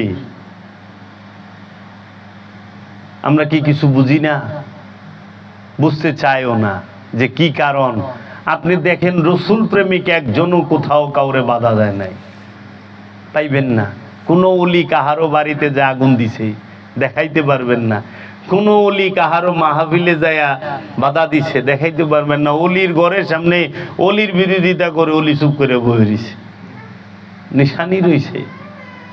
কারণ অলিরা ধৈর্যশীল, অলিরা সাবেরিন, মুত্তাকিন, মুহসিনিন, মুমিন। এর জন্য তারা মুমিনও না, মুত্তাকিও না, মুহসিনও না, তারা ক্ষমতার শক্তির পূজারী। এর জন্য আমরা কেন গাদিরে ঘুমকে অস্বীকার করি, কেন আওলাদের রসুলকে অস্বীকার করি? ইসলাম আইছে রসুলের বংশ থেকে, রসুলের থেকে। রসুল খলিফা নির্বাচিত করছে মাওলা আলীকে। মাওলা আলীর খলিফা মাওলা হাসান, মাওলা হুসাইন, মাওলা হুসাইনের খলিফা ইমাম জৈনুল আবেদিন আলাইহিস সালাতু ওয়াস সালাম। ইমাম জৈনুল আবেদিন আলাইহিস সালামের খলিফা, তার খলিফার নাম হচ্ছে ইমাম জৈনুল আবেদিন, ইমাম বাকির। ইমাম বাকিরের খলিফার নাম হচ্ছে ইমাম জাফর সাদিক। ইমাম জাফর সাদিক আলাইহিস সালামের খলিফার নাম হচ্ছে ইমাম মুসা কাজিম। ইমাম মুসা কাজিমের খলিফার নাম হচ্ছে ইমাম আলী রেজা, ইমাম আলী তাকি, আলী নাকি, ইমাম হাসান আশকারি, গৌসে পাক আব্দুল কাদের জিলানি, সুলতানুল হিন্দ খাজা গরিব নওয়াজ।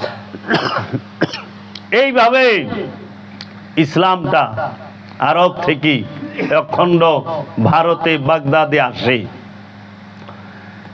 খাজা সুলতানুল হিন্দ খাজা বাবার খলিফার নাম কুতুবউদ্দিন বখতিয়ার কাকি। কুতুবউদ্দিন বখতিয়ার কাকির খলিফার নাম বাবা শেখ ফরিদ। বাবা শেখ ফরিদের খলিফার নাম আলাদিন কালিয়ার সাবে। ইসলাম আনে বাবা শাহজালাল, বাবা খান জাহান আলী, বাবা শাহপরান। এরা খলিফা হচ্ছেন বাবা নিজামউদ্দিন আউলিয়া। এই বাবা নিজামউদ্দিন আউলিয়ার খলিফারা, তাহাদের থেকে আসে মুরার বন্দের সিলেটের শায়েস্তাগঞ্জে সুলতান নাসির উদ্দিন সিপাহ সালার। এইভাবে এই দিকে আসে। আবার ভারত থেকে আরেকটা রাস্তা তৈরি হয়, যেটা নকশবন্দি মুজাদ্দেদি বলা হয়।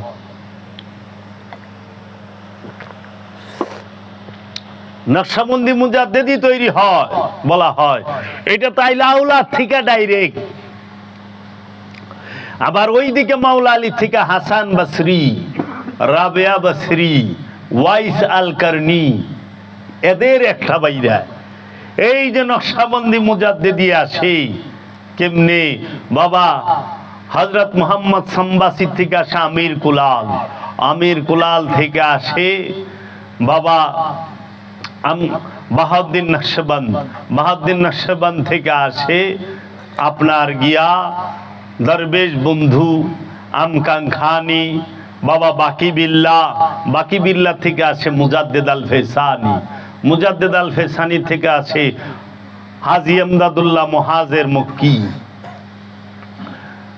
হাজি আমদাদুল্লাহ মুহাজের মক্কি থেকে আসে ওইখানে যা কি সৈয়দ আব্দুল্লাহ আকবরবাদী, সৈয়দ আব্দুল্লাহ আকবরবাদী থেকে আসে আব্দুর রহিম দেহলবি, শাহ ওলিউল্লাহ দেহলবি।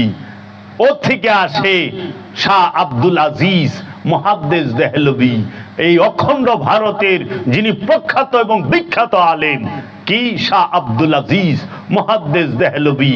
এই শাহ আব্দুল আজিজ মুহাদ্দিস দেহলবির ছাত্রের নাম ইসমাইল, বাইস্তার নাম ইসমাইল দেহলবি, তার ছাত্রের নাম রশিদ আহমদ গাঙ্গুহি, তার অনুসারীর নাম কি আশরাফ আলী থানভী, খলিল আহমদ আম্বুটি, মাওলানা কাসেম নানুতুবি, এরা এন থেকে আবার ওহাবিবাদের প্রচারটা হয় এই অখণ্ড ভারতে ইসমাইল দেহলভি আর রশিদ আহমদ গঙ্গহির দ্বারা।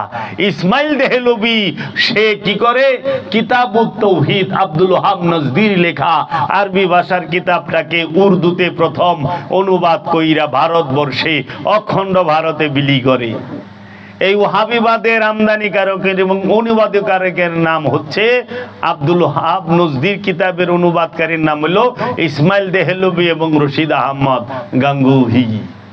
তাদের ছাত্র এবং অনুসারী হইল এই খলিল আহমদ আম্বুটি, কাসেম নানুতুবি এবং এই যে মৌলানা আশরাফ আলী থানভী, এরা এই সাইডটা আইল। আর আব্দুল আজিজ মুহাদ্দিস দেহলভি এদেরকে বাইর করে দিল। উনি রাখলেন নূর মোহাম্মদ নিজামপুরি রে, সৈয়দ আহমদ বেরলভি রে। সৈয়দ আহমদ বেরলভি থেকে আসলো কি সুফি ফতে আলী ওয়াইসি। সুফি ফতে আলী ওয়াইসি কলকাতা মানিকতলার সুফি ফতে আলী ওয়াইসি থেকে আইলো জান শরীফ শাহ সুরেশ্বরী, এবং সুরেশ্বরী বাবা থেকে আসলো নুরি শাহ বাবা, নুরি শাহ বাবা থেকে আসলো শাহ জালাল নুরি অফিয়ানহু, নুরি জালাল নুরি বাবা থেকে আসলো কালামদার বাবা জাহাঙ্গীর বা ইমান আল সুরেশ্বরী। ইমামুল আউলিয়া বাজিদ বুস্তামির পীরের নাম ইমাম জাফর সাদেক আলাইহিস সালাতু ওয়াস সালাম। হযরত জুনাইদ বাগদাদির পীরের নাম, হযরত মনসুর হাল্লাজের পীরের নাম বলা হয় শররি শক্তি সহল তস্তুরি। ইমাম গজ্জালির পীরের নাম আবু আলী ফরমাদি। মৌলানা জালালউদ্দিন রুমির পীরের নাম বাবা শামশের তাবরিজ। এবং ফখরুদ্দিন রাজির পীরের নাম, যিনি অনেক বড় আলেম, ফখরুদ্দিন রাজি, উনি তফসির লেখক। তিনিও গেছেন গুরুর কাছে, কিন্তু তাকে বায়াত করে নাই।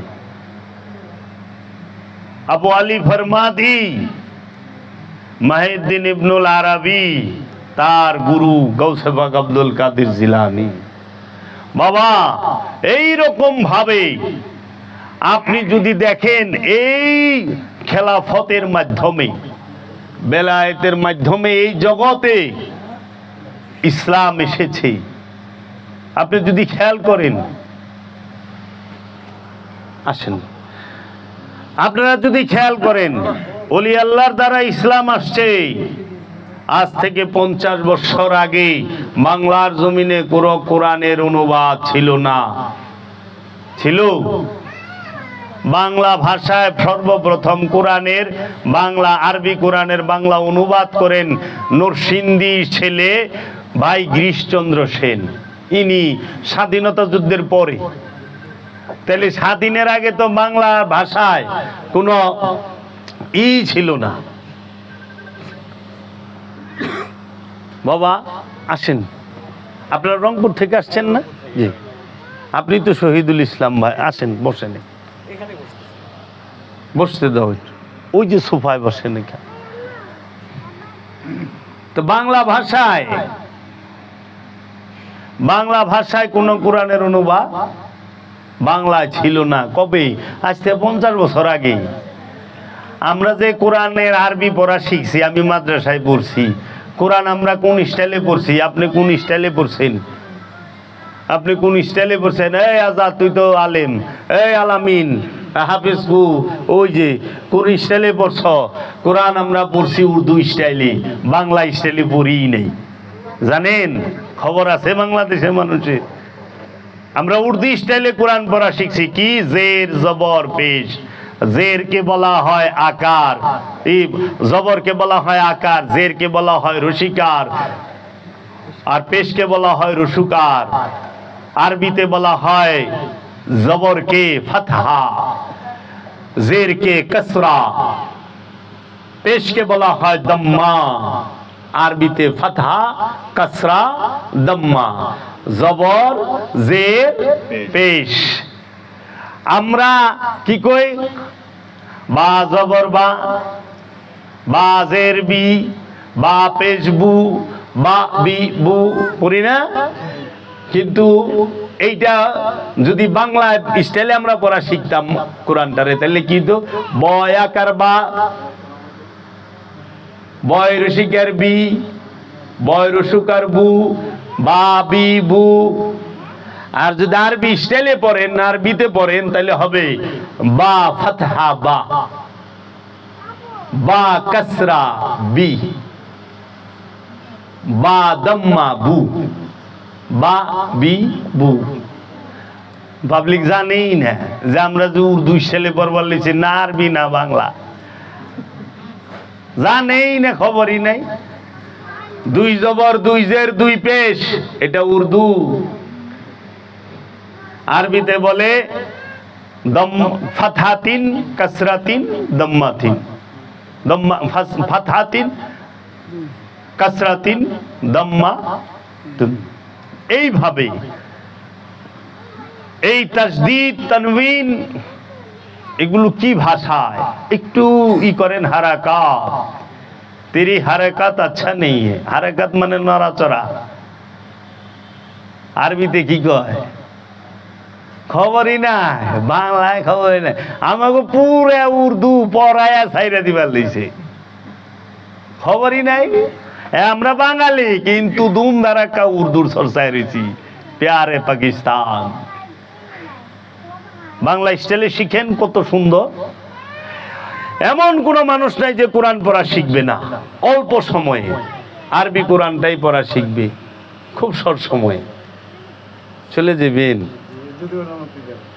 মা খাওয়ায় দো ভাইয়ের। জি আচ্ছা, আপনি আসবেন। জি আচ্ছা, জি দয়ালু, জি জি আচ্ছা।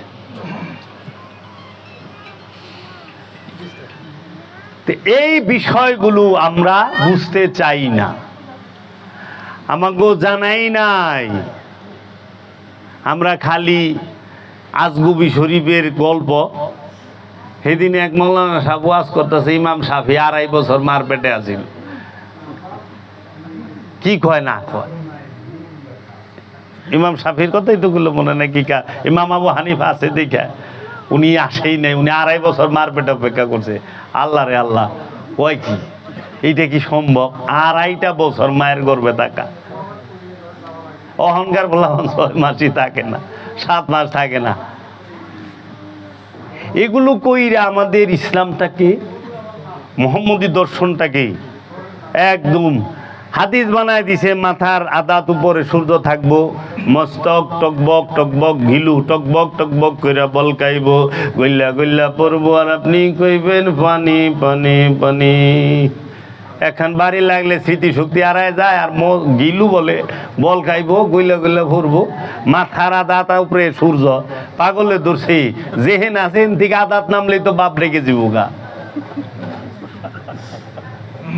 শরীর। মানে এই যে জিনিসগুলোকে আমরা কখনোই ধরি না। সত্যিকার ইসলাম দেখেন, আমি যাদের নাম বললাম তাদের দ্বারা জগতে শান্তি আসছে না? খাজা বাবা সুলতানুল হিন্দ খাজা গরিবে নেওয়াজ 92 লক্ষ মুসলমান বানাইছে। ইউরোপ আমেরিকায় সবচেয়ে বেশি যে কিতাব চলে সেটা হলো মসনবী, জালালউদ্দিন রুমির লেখা। মসনবী যদি আপনি পড়েন ফার্সি ভাষাতে লেখা, আসলে বাংলা থাকলে আপনি দেওয়ানা হয়ে যাবেন গা। দয়ালের দয়ায় আমি একটু যে উর্দু আরবি সম্পর্কিত অভিজ্ঞতা আছে। আমি এই মসনবীগুলো উর্দুতে দেখি, শুনি। আরে কিচ্ছু ভাল লাগবো না, আপনি দেওয়ানা হয়ে খোদার প্রেমে পড়বেন না মানে, রসুল প্রেমে পড়বেন না মানে, মানবের সেবা করবেন না মানে, সৎ হইতে বাধ্য। সৎ লোকের সঙ্গ করলেছেন সৎ হইবেন, পাগলের সঙ্গে গেলেছেন পাগল হইবেন। অনেক মতলবালির সঙ্গে যায় পাগল হইবার চায়। গেছি মতলবালির লগে, কয়ে আল্লাহ দিওয়ানা বানাও, চলতাছ মতলবালির লগে, দেওয়ানা কই থেকে হইবা? ইমাম গাজ্জালি তিনি লিখেছেন যে কিতাব, সেই কিতাবেরই পড়েন। তো কাজী এই বিষয়গুলো ওলি আল্লাহ ছাড়া ইমান কি ইসলাম কি কিচ্ছু বোঝা যাবে না। ওলি আল্লাহরা কখনো ইসলামের দোহাই দিয়া ক্ষমতায় যাবে চায় না, কয় মুখে শেখ ফরিদ বগলে ঈদ। আপনি দেখেন ওয়াজের নমুনা কিনা জিহাদ করতে হবে, এই করতে হবে, জিহাদ জিহাদ জিহাদ, লাস্টে কয় কি আগে দেশে খেলাফত প্রতিষ্ঠিত করতে হইব। এই যে আয়া বসে রাজনীতির মধ্যে, জিহাদ রাজনীতির জন্য নয়, জিহাদ আত্মশুদ্ধির জন্য। প্রতিটা মানুষ যদি আত্মশুদ্ধি লাভ করে, ওইখানে সরকারের দরকার আছে, পুলিশের দরকার আছে। নিউজিল্যান্ডের জেলখানায় বলে তালা জং করে যায়, পেপারে নিয়ে বললাম, পরে নরওয়ে থেকে কিছু আসামি কর্জ আনছে, যে আমাকে কটা আসামি দেন জেলখানাটা সচল থাক। পরে হেরা কটদিরে দিছে, হেটিরও সাজার ম্যাচ শেষ, আবার জেলখানা বন্ধ হয়ে গেছে। আর আমরা কি চিজ রে বাবা, নামাজ পড়বার গেলে মসজিদে আমাকে টেনশন থাকে, জুতাটা নিল হয়ে গেল, মোবাইলটা নিল হয়ে গেল, মানি ব্যাগটা নিল হয়ে গেল, মার্কেটে গেলে টেনশন, মসজিদে নামাজ পড়ে যাবো হেনে টেনশন, নিরিক বর্জক জুতার দিকে জায়গা লে যায়। তু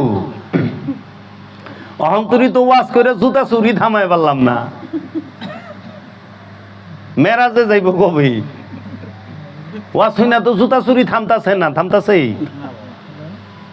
মোবাইল চুরি থামতাছে না। তাহলে এই জিনিসগুলোর মধ্যে জোর দেই, সব জায়গায় আমরা টেনশনে থাকি কেন? আমাদেরকে বানায় ভালাইছে। ফকির রাজনীতি করে না, ফকিরের জন্য রাজনীতি হারাম। ফকির যদি ভিক্ষা দেয় ওইটা বাদশাহী। খাজা বাবাই ভিক্ষা দিছে মোহাম্মদ গুরিরে বাদশাহী, খাজার ভিক্ষা, ফকিরের ভিক্ষা। বাবা শাহজালাল ভিক্ষা দিছে ফকিরে, সুলতান গিয়াসুদ্দিন আজম সারে ভিক্ষা, এই সিলেট সাম্রাজ্য যা রাজত্ব কর। অনেক ফকির যারা নিজেকে দাবি করে হেরাই দি এমপি সাহেবের পিছে পিছে দৌড় ভরতাছে, ডাল মে কুচ কালা হ্যায় না। ফকির ফকিরি, ফকির বয়া থাকবো। আর ফকিরের অনুসারী যারা, তারা কি করবে? একবার সবুরের দেশে বয়নারে দম কষে, উঠিস না রে ভেসে পেয়ে যন্ত্রণা, কারো রবে না এ দন জীবন ও যৌবন, তবে কেন মন এত বাসনা। সবুরের দেশে ফকিরের অনুসারী বৈশা থাকবো। কে আইব ফকিরের অনুসারীরে টাচ দিবার? যাই না হুই না বিষ কান্দে লইব। যে মুরিদ তার মুর্শেদের ধ্যানে সর্বক্ষণ থাকে, যদি তাকে কেউ গালি দেয়, তার মুর্শেদকে গালি দেয়, তার মুর্শেদকে যদি গালি দেয়, সে যায় তার মুর্শেদকে গালি দেয়। এইভাবে যাইতে যাইতে একেবারে মহানবী পর্যন্ত যায়। মহানবীরে গালি দিলে আল্লাহ ছাড়বো তারে? অলির মুরিদ যদি সে ধ্যানী হয়, সলাতি হয়, দায়েমি সালাতের মধ্যে থাকে, তারে যদি কেউ আঘাত করে, তার মুর্শিদ তারে ছাড়বো না, খায়া ভালাই দিব, ধ্বংস করে হালাই দিব। চিনে না তো। এর লেগা আমরা যেন মুর্শিদের ধ্যান করি। আমাগো অন্য কোনো শক্তি লাগবো না, আমার দয়ালি আমার শক্তি। আয়ো আয়ো। বাবা সারমাস্তের কল্লা কাটছে, মুঘল সাম্রাজ্য ধ্বংস করে দিছে সারমাস্তে। কই সেও কাটনের আগে সারমাস্ত উলঙ্গ থাকতো। বাবা সারমাস্ত মৌলবীর কথায় উলঙ্গরে কাপড় পিন্ধায় নামাজ পড়াইবার ঢুকাইছিল। তো মৌলবী যখন সূরা কেরাত পড়ে, বাবা সারমাস্ত তার দিব্য দৃষ্টি দিয়া দেখে মোল্লার নিয়ত হইল রাজা তারে এনাম দিব, পুরস্কার দিব। তখন সারমাস্ত কইছিল, তোর মনের নিয়ত আমার পায়ের নিচে একটা গালি দিয়া। তুই যে মনের নিয়ত যে আজকে সুন্দর কেরাত পড়তাছি, আমারে বাদশাহ সে একটা মুক্তার মালা, মনির মালা ফেকে দিব, ঘরে জুয়ান মাইয়া বিয়া দেয়া পারি না, টাকার অভাবে মেয়াগো বিয়া দিমু। সারমাস দিব্য দৃষ্টি দিয়া চায় দেহে তোর মনের মধ্যে সম্পদের চাওয়া। তখন সে বলছে যে তোর নিয়ত আমার পায়ের নিচে, এই কথা কয়ে ধাক্কা দিয়ে বাইরে গেছে মসজিদ থেকে। তখন ওই সময় একটা গালি দিছিল, এইভাবে বলছিল উর্দুতে, সুয়ার কা বাচ্চা তেরি নিয়ত মেরি কদম কা নিচে, তোর নিয়ত হলে আমার পায়ের নিচে, তুই কি কস? যখন রাজার সামনের থেকে বাইরে গেছে, নামাজের থেকে বাইরে গেছে, ইমামের থেকে বাইরে গেছে, তখন ফতুয়ায় কি কয়? কয় ফতুয়ায় ওয়াজিবুল কতল, কতল করা ওয়াজিব। কয় হ্যাঁ হ্যাঁ, হুকুম তামিল কি যায় যা। তখন হুকুম তামিল করবার গেছে, সরমস্ত বাবা এক হারায় গেছে। তখন জালালি ভাবে আয়সা বলছে বাদশাহ ঔরঙ্গজেবকে, আগর সরমস্ত গয়া তো দিল্লি গয়া, যদি সরমস্ত চলে যায় দিল্লি চলে যাবে, দিল্লি থাকবো না। সুলতানুল হিন্দ খাজা বাবায় দিল্লি দিছিল, আর সরমস্তে কাইরা লয়ে গেছে। দিছে ওলি নিছে ওলি, ওলির লোকে বাহাদুরি, ওলির লোকে বাহাদুরি চলে না। আগার সরমস্ত গয়া তো দিল্লি গয়া। তখন কূপ দিয়া মাথাটা কল্লাটা কাইটা ফালাইলো। সঙ্গে সঙ্গে বাবা সরমস্ত দেহ মোবারক নিয়ে দাঁড়ায়া, হাত দিয়া নিজের মাথাটা নিজে উঠায়া বলল, সরমস্ত গয়া দিল্লি গয়া, সরমস্ত গয়া দিল্লি গয়া। গেল গা, শেষ মুঘল সাম্রাজ্য ধ্বংস। আল্লাহর ওলির লোকে বাহাদুরি চলে না। পৃথিরাজ রে, পৃথিরাজের বড় বড় সাধক কইছিল খাজা বাবা যে আনবার চাও খরম দেয়া টুকা দেও, খরমটারে কও জানি টুকা দেয়া টুকা দেয়া টুকা দেয়া টুকা দিল হে। এই জন্য কেউ কইছিল অমুক আল্লাহর ওলির মাজার ভাঙ্গা ফালাইবো, তাই বাবা জাহাঙ্গীর জালালি ভাবে কইছে এই সরকারি থাকবো না যদি ওইখানে হাত দেয়। শাহজালালের মাজারে বম ফোটাও, খায়া ফালাইছে না শাহজালালে? শাহপরানে বিছুন বিদ্যা খায়া লাইছে। আল্লাহর ওলি তো এরা সীমা লঙ্ঘন পছন্দ করে না। থাকো, তারা শেষ পর্যন্ত দেখে মাওলা হুসাইন সে কি করলো, শেষ পর্যন্ত দেখে তারা তো হুসাইন মাওলারই আওলাদ। কারবালায় যখন একের পর এক আওলাদকে কাটতেছে, মাওলা হুসাইন দাঁড়ায় দাঁড়ায় দেখতেছে আর সুযোগ দিচ্ছে যে দেখি বোধ শক্তি জাগে কিনা, বিবেকের দরজায় করা নারে কিনা। শেষ পর্যন্ত সমস্ত আওলাদ দিছে, প্রেমিক গো দিছে, বাইগনারে দিছে, বাইস্তারে দিছে, সবাই রে দিছে, দিয়া লাস্টে দাঁড়ায় রয়েছে। তখন সামনে দাঁড়ায় বলছে, খবরদার আমার দিকে হাত বাড়ায়ও না, আমার দিকে হাত বাড়ায় না, আমি ইমাম হুসাইন দাঁড়ায় রয়েছি। এতক্ষণ যাগো শাহাদাত করছো, তারা হুব্বে রসুল, হুব্বে ইমাম হুসাইন, আশিকে ইমাম হুসাইন, আশিকে রসুল, আশিকে পাক পাঞ্জাতন, তাদেরকে আমি সাফায়াত, আমি ক্ষমা মাগফিরাত করাইতে পারবো, আমি আছি। তোমরা আমার সন্তানদেরকে, এই ইমামদেরকে শাহাদাত করেছো, ইমামে আলী আকবরকে শাহাদাত করছো, ইমাম আলী আসগরকে শাহাদাত করছো, ইমাম কাসিমকে শাহাদাত করছো। আমি ইমাম হুসাইন তোমাদের মাগফিরাত করাইতে পারুম, কারণ তারা মাসুম, তারা ইমাম, ইমামের শাহাদাত আমি, তোমরা যে করছো আমি মাগফিরাত করাইতে পারুম। খবরদার আমার দিকে হাত বাড়ায়ও না, আমার দিকে হাত বাড়ায় না, কারণ মাওলা হুসাইন তাদেরকে বারবার সুযোগ দিছে। এজিদের সৈন্যের সামনে যা দাঁড়াইছে, হালমিন নাসিরিন ইয়ানসুরুনা, হালমিন নাসিরিন, এইখানে কি কেউ নাই আমাকে সাহায্য করার মতো? ইয়ানসুরুনা, তোমাদের মধ্যে একজনও কি নাই? আমি ইমাম হুসাইনকে এই জমিনের উপরে, আসমানের নিচে, যদি এই জগতের মধ্যে এখন মর্যাদার মধ্যে, মার্তবার মধ্যে সর্বশ্রেষ্ঠ আলা কেউ যদি থাকে, ওই সময় উপস্থিত ছিলেন মাওলা হুসাইন আলাইহিস সালাতু আসসালাম।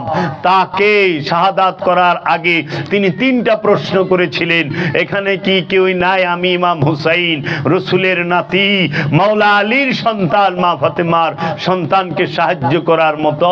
সব জিদ চুপ হয়ে খাড়ায় রয়েছে। তারপরে দ্বিতীয় প্রশ্নটা করছে, এইখানে কি আমার নানাজির কোনো উম্মত নাই যে আমি ইমাম হুসাইনকে সাহায্য করতে পারে? কেউ আসে নাই, তার মানে মহানবীর উম্মত নাই। তাইলে দুইটা প্রমাণ করে দিছে, পাক পাঞ্জাতনের সাহায্যকারী আওলাদের রসুলের সাহায্যকারীও কেউ নাই, মাওলা হুসাইনের সাহায্যকারীও কেউ নাই, এবং নানাজির উম্মতও কেউ নাই। লাস্টের কথাটা বড় মারাত্মক বইলা দিছে যে এইখানে কি একজনও মুসলমান নাই যে আমি মাওলা হুসাইনকে সাহায্য করতে পারে? কেউ নাই। তখন হুর একজন সাহাবী ছিলেন, তিনি তার ছেলে সহ 33 জন ওইখান থেকে বের হয়ে আইসা তারাও এজিদের বাহিনীর হাতে শাহাদাত বরণ করে। এই 33 জনকে বের করে আনার জন্য মাওলা হুসাইন ওইখানে যায় এই 3টি বাণী বলছেন।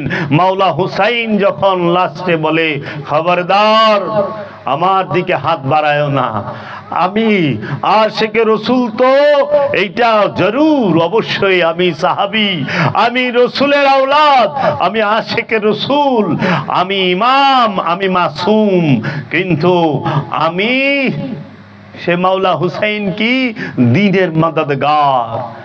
ইমামের শাহাদাত করাইছ, মাগফিরাত হবে, কিন্তু দ্বীনকে হত্যা করলে আর মাগফিরাত হবে না। মাওলা হুসাইন কি সুলতানুল হিন্দ খাজা বাবায় বলছেন, শাহ হাসতে হুসাইন, বাদশাহ হাসতে হুসাইন, দ্বীন হাসতে হুসাইন, দ্বীনে পানা হাসতে হুসাইন, শাহ হাসতে হুসাইন, বাদশাহী তো ইমাম হুসাইন, বাদশাহ হাসতে হুসাইন, বাদশাহ ইমাম হুসাইন, রাজাও ইমাম হুসাইন, দ্বীন হাসতে হুসাইন, দ্বীন হচ্ছে ইমাম হুসাইন, দ্বীনে পানা হাসতে হুসাইন।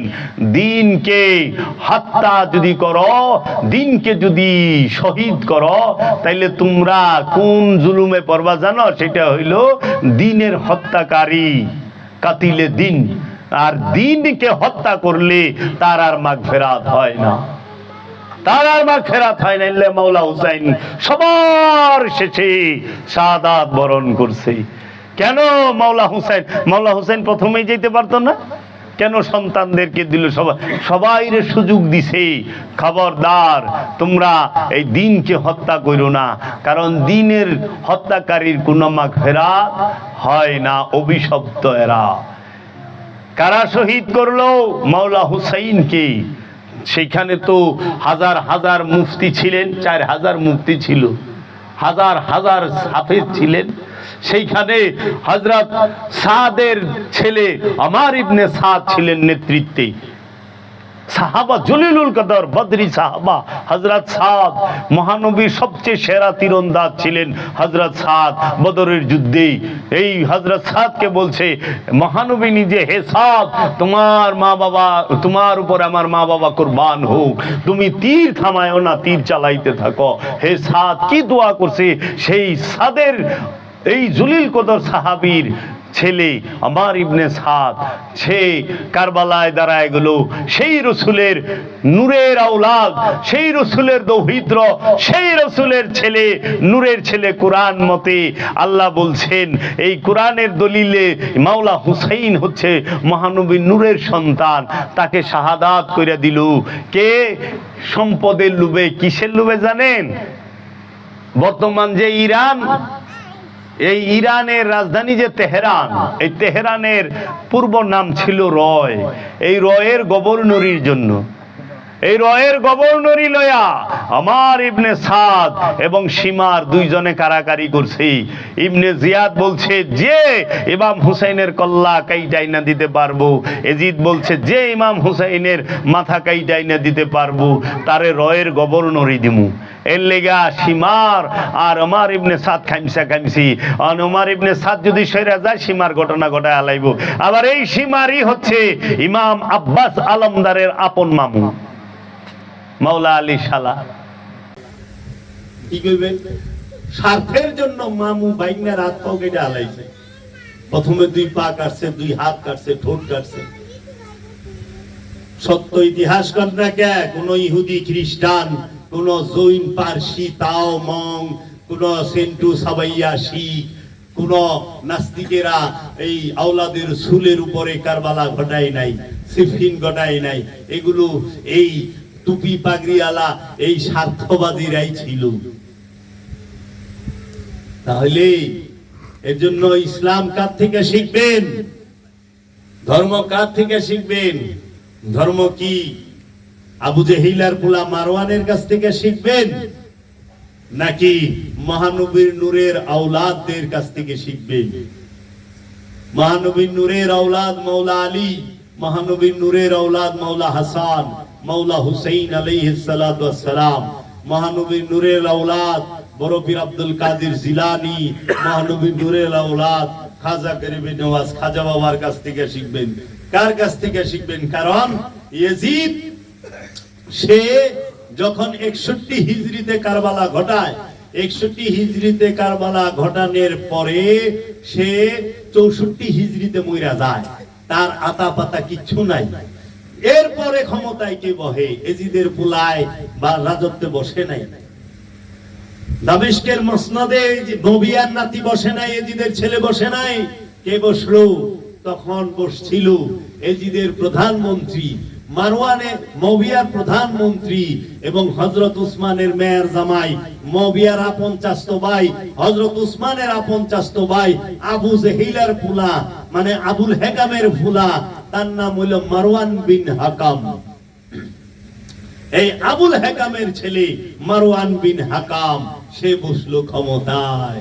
দেখেন সারা জীবন মহানবীর বিরুদ্ধে যুদ্ধ করতে করতে আবু জেহেল মরছে, তার পোলায়ও আলে বংশ রসুলের বিরুদ্ধে এই ক্রিমিনালি পলিটিক্স করতে করতে আলে রসুলকে হত্যা করছে। সে যায়া দামেস্কের মসনদে বসলো মারওয়ান বিন হাকাম।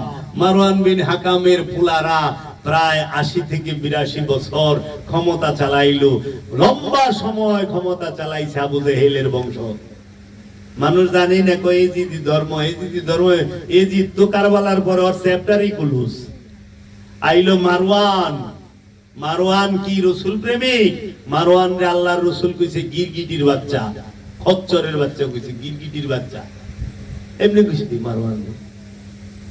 মারওয়ান রে আল্লাহর রসুল কখনোই করতো না।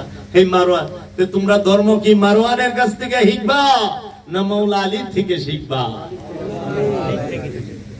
সমাজে মারওয়ানের ধর্মই তো প্রতিষ্ঠিত হয়ে রয়েছে রাজ শক্তি লইয়া। কারণ তার কাছে রাজ ক্ষমতা, সম্পদ, অর্থ কোনো কিছুর অভাব নাই, তেলের টেকা, কত কিছু। মাওলা আলীর বংশের কাছে মাওলা আলীর নূরের শক্তি। এর লেগা সুলতানুল হিন্দ একাই কাফি অখণ্ড ভারতের লেগা। কত জনে কাকা কাকা করতাছে, না গিলাপ থামায় পারে? গিলাপও থামে না, মহিষও থামে না, গরুও থামে না, খাসি থামে না। থামে? এই যে কত ওয়াজ করবা সে দিয়েন না, দিয়েন না, কোনো লাভ নাই, দিয়েন না, দিয়েন না, দিয়েন না। ডুল বাইরে দেবে তুলে যাবে, কই যান দয়ালের ভাই দিয়ে শিরিক শিরিক ওই এইটাই তো করবার আইছি, শিরিকটাই করবার আইছি। আপনি তো ইমানদার থাকেন। ওলিদের কাছ থেকে ইসলাম শিখতে হবে, ধর্ম শিখতে হবে। মহব্বতের কাছ থেকে মহব্বত শিখবা, পাথরের কাছ থেকে মহব্বত কি শিখবা? পাথর সারাদিন চাটলে পিপাসা মিটবো? যাও জিবলা ভিজা ছিল ওটাও হুগাই যাবে। এর লেগা বরফের মধ্যে যদি চাটন দাও তাও পিপাসা মিটার চান্স আছে। পানি লাগবো পিপাসা মিটাইতে, এই জন্য খালি গিয়া গ্লাস পিপাসা নেহি বুঝাতে, प्यास नहीं बुझाते, खाली ग्लास, গ্লাসে পানি লাগবো। এর জন্য আমরা ওলিকে মানবো, ওলিকে ভালোবাসবো। সওয়াব অর্থ কল্যাণ, আর রাসূল হইল রহমত। রহমত থাকলে আমার লগে আমি সওয়াব দেখি গুরু, আমার লগে তো রহমত রইছে। অনে যার খাতির আইজির সাথে হ্যাঁ হাবিলদার রে দুস্থ বানাই কি করবো? খাতির তো আইজির লগে যেখানে যাইব হুনেই তার দাম আছে। হাবিলদার সাহেব তো থানায় গেলে ওসির সামনে দিব ঘুরায়। কাজেই আমরা ওলির সাথে আছি, থাকবো সব সময়। যে ওলি সাথে তার লগে না, যে ওলি তার লগেই। আমার ইমান আহলে বাইত, আমার ইমান পাক পাঞ্জাতন, আমার ইমান মহানবী, আমার ইমানের মূলে সমস্ত আল্লাহর ওলি, সমস্ত আল্লাহর ওলি, অবশ্যই তারা দয়া করব। বাবা অনেক কি করলাম, অনেক জ্ঞানী গুণীজন আসছেন। আমাদের রংপুর থেকে একজন মেহমান আসছেন, আমার ভাই শহীদুল ইসলাম মাস্টার। ভাইজান কিছু বলেন 2-4-10 মিনিট।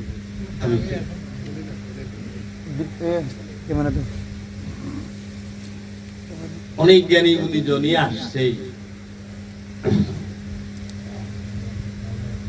আমরা তো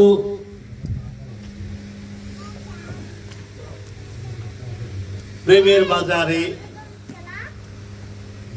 কালামে কয় ইউসুফের রূপ বিক্রি করবার লেগে জুলেখা বাজারে গেছে, কেউ খরিদ্দার নাই, লাস্টে জুলেখা নিজেই কিনে নিছে প্রেমের বিনিময়ে। ইউসুফের রূপের খরিদ্দার হইল জুলেখা। এর লেগে একজন শায়ের বলছে, जिस पर जुलेखा आशिक हो जाता है उसी को यूसुफ कहते हैं। যার রূপের উপরে জুলেখা দেওয়ানা হয়ে যায়, পাগল হয়ে যায়, তাকে ইউসুফ বলে। আর जिस पर खुदा आशिक हो जाता है उसी को मोहम्मद कहते हैं। যার রূপের উপরে, যার উপরে আল্লাহ নিজে দেওয়ানা, তাকেই মোহাম্মদ বলে। আরে সেই মোহাম্মদ সাল্লাল্লাহু আলাইহি ওয়াসাল্লাম বলে এই মোল্লার মতো, নাউযুবিল্লাহি মিন যালিক। হ্যাঁ, কি কয় না কয়? আল্লাহ যার দেওয়ানা, যিনি চাদর মুড়া দিলে, যিনি চাদর মুড়া দিলে আল্লাহ ডাক দেয় ইয়া আইয়ুহাল মুজাম্মিল, হে চাদরে ঢাকা। আল্লাহ চায় এসে দুষ্ট চাদর গায়ে দিয়েছে। আর আপনারা হাসরের মাঠে উঠে দৌড়াইবেন, তাও তো আল্লাহ চিনব না, চাদর গায়ে দিলে চিনব। কি কয় না কয়? হাসরের মাথায় লাইনটা তোর পারবো না, চিনব না, খালি এখানে করবো। আবার দান করলে বয় কাপড় নাই মাথায়, নূরের টুপি দিয়া যে গজল গায়টা দান করেন গো মাতা পিতা, সুখে থাকবেন কবরে, নূরের টুপি মাথায় দিয়া হাঁটিবেন গো হাসরে। অথচ হেরাই কে বলেছে হাসরের মাঠে সবাই উলঙ্গ থাকবে। ওখানে উলঙ্গ, কিন্তু কয়জনের মাথায় নূরের টুপি? কি মন লাগবে? বয় কাপড় না মাথায়, বুঝি কি কয় না, নিজের থোবরা ছিল। আল্লাহর রাসূলে কইছে আপনি আপনার বংশ দেখান। আল্লাহর রাসূল চাদরের নিচে নিয়া আল্লাহর রাসূলের বংশ দেখাইছে। আল্লাহর রাসূল যখন বলছে আমি আমার ছেলেদেরকে নিয়া, আমার নফসকে নিয়া, আমার নেশাকে নিয়া আমি রবের দরবারে ফরিয়াদ করি, তোমরাও করো, আসো আমরা লানত বর্ষিত করি। লানাতুল্লাহি আলাল কাযিবি, মিথ্যাবাদীর উপরে লানত দেই, লজায়। ওই সময় ইহুদি সবাই দিকে ডরায় গেছে, হায় হায় এই নূরের বংশ, এই নূরেরা যদি ফরিয়াদ করে আমরা ধ্বংস হয়ে যাব, তাহলে তাদের কি জলওয়া ছিল রাসূলের বংশে, সেই রাসূলের বংশ। আয়াতে মুবাহেলা, এইটা মুবাহেলায় যখন গেছে, বাহাস বলতে কিচ্ছু নাই। বাহাস মানে তর্ক। এক টাইমে বাসলুকের লগে ঝগড়া করে হারান যায়, একটা মূর্খর লেগে হুন্ডো দিন তর্ক করেও পারবেন না, অজ্ঞানী জীবিকা। মূর্খ তো ভয়ঙ্কর সি, বাহাস করবে, বাহাস করো। আইব মুবাহেলা, আহেন যদি কিছু অর্জন করে থাকেন লন। পদ্মা ব্রিজের উপরে যাইবে কিংবা অন্য যে কোনো ব্রিজে যাইবেন, বড় নদীর স্রোত যেহেন আছে, সিঁড়ির বস্তায় ঢুকবেন, মুখটা বাইন্দা দিব, মুখে বৃষ্টিটা বাইন্দা ফালাই দিব। আপনি মৌলানা সাহেব আপনারও ভালাইব, ওই যে আপনার নজরে যে বন্ড হেরেও ভালাইব। 3 দিন পরে যে উঠায়া পড়বো, তখন সে নতুন কিছু কামাইছে লন।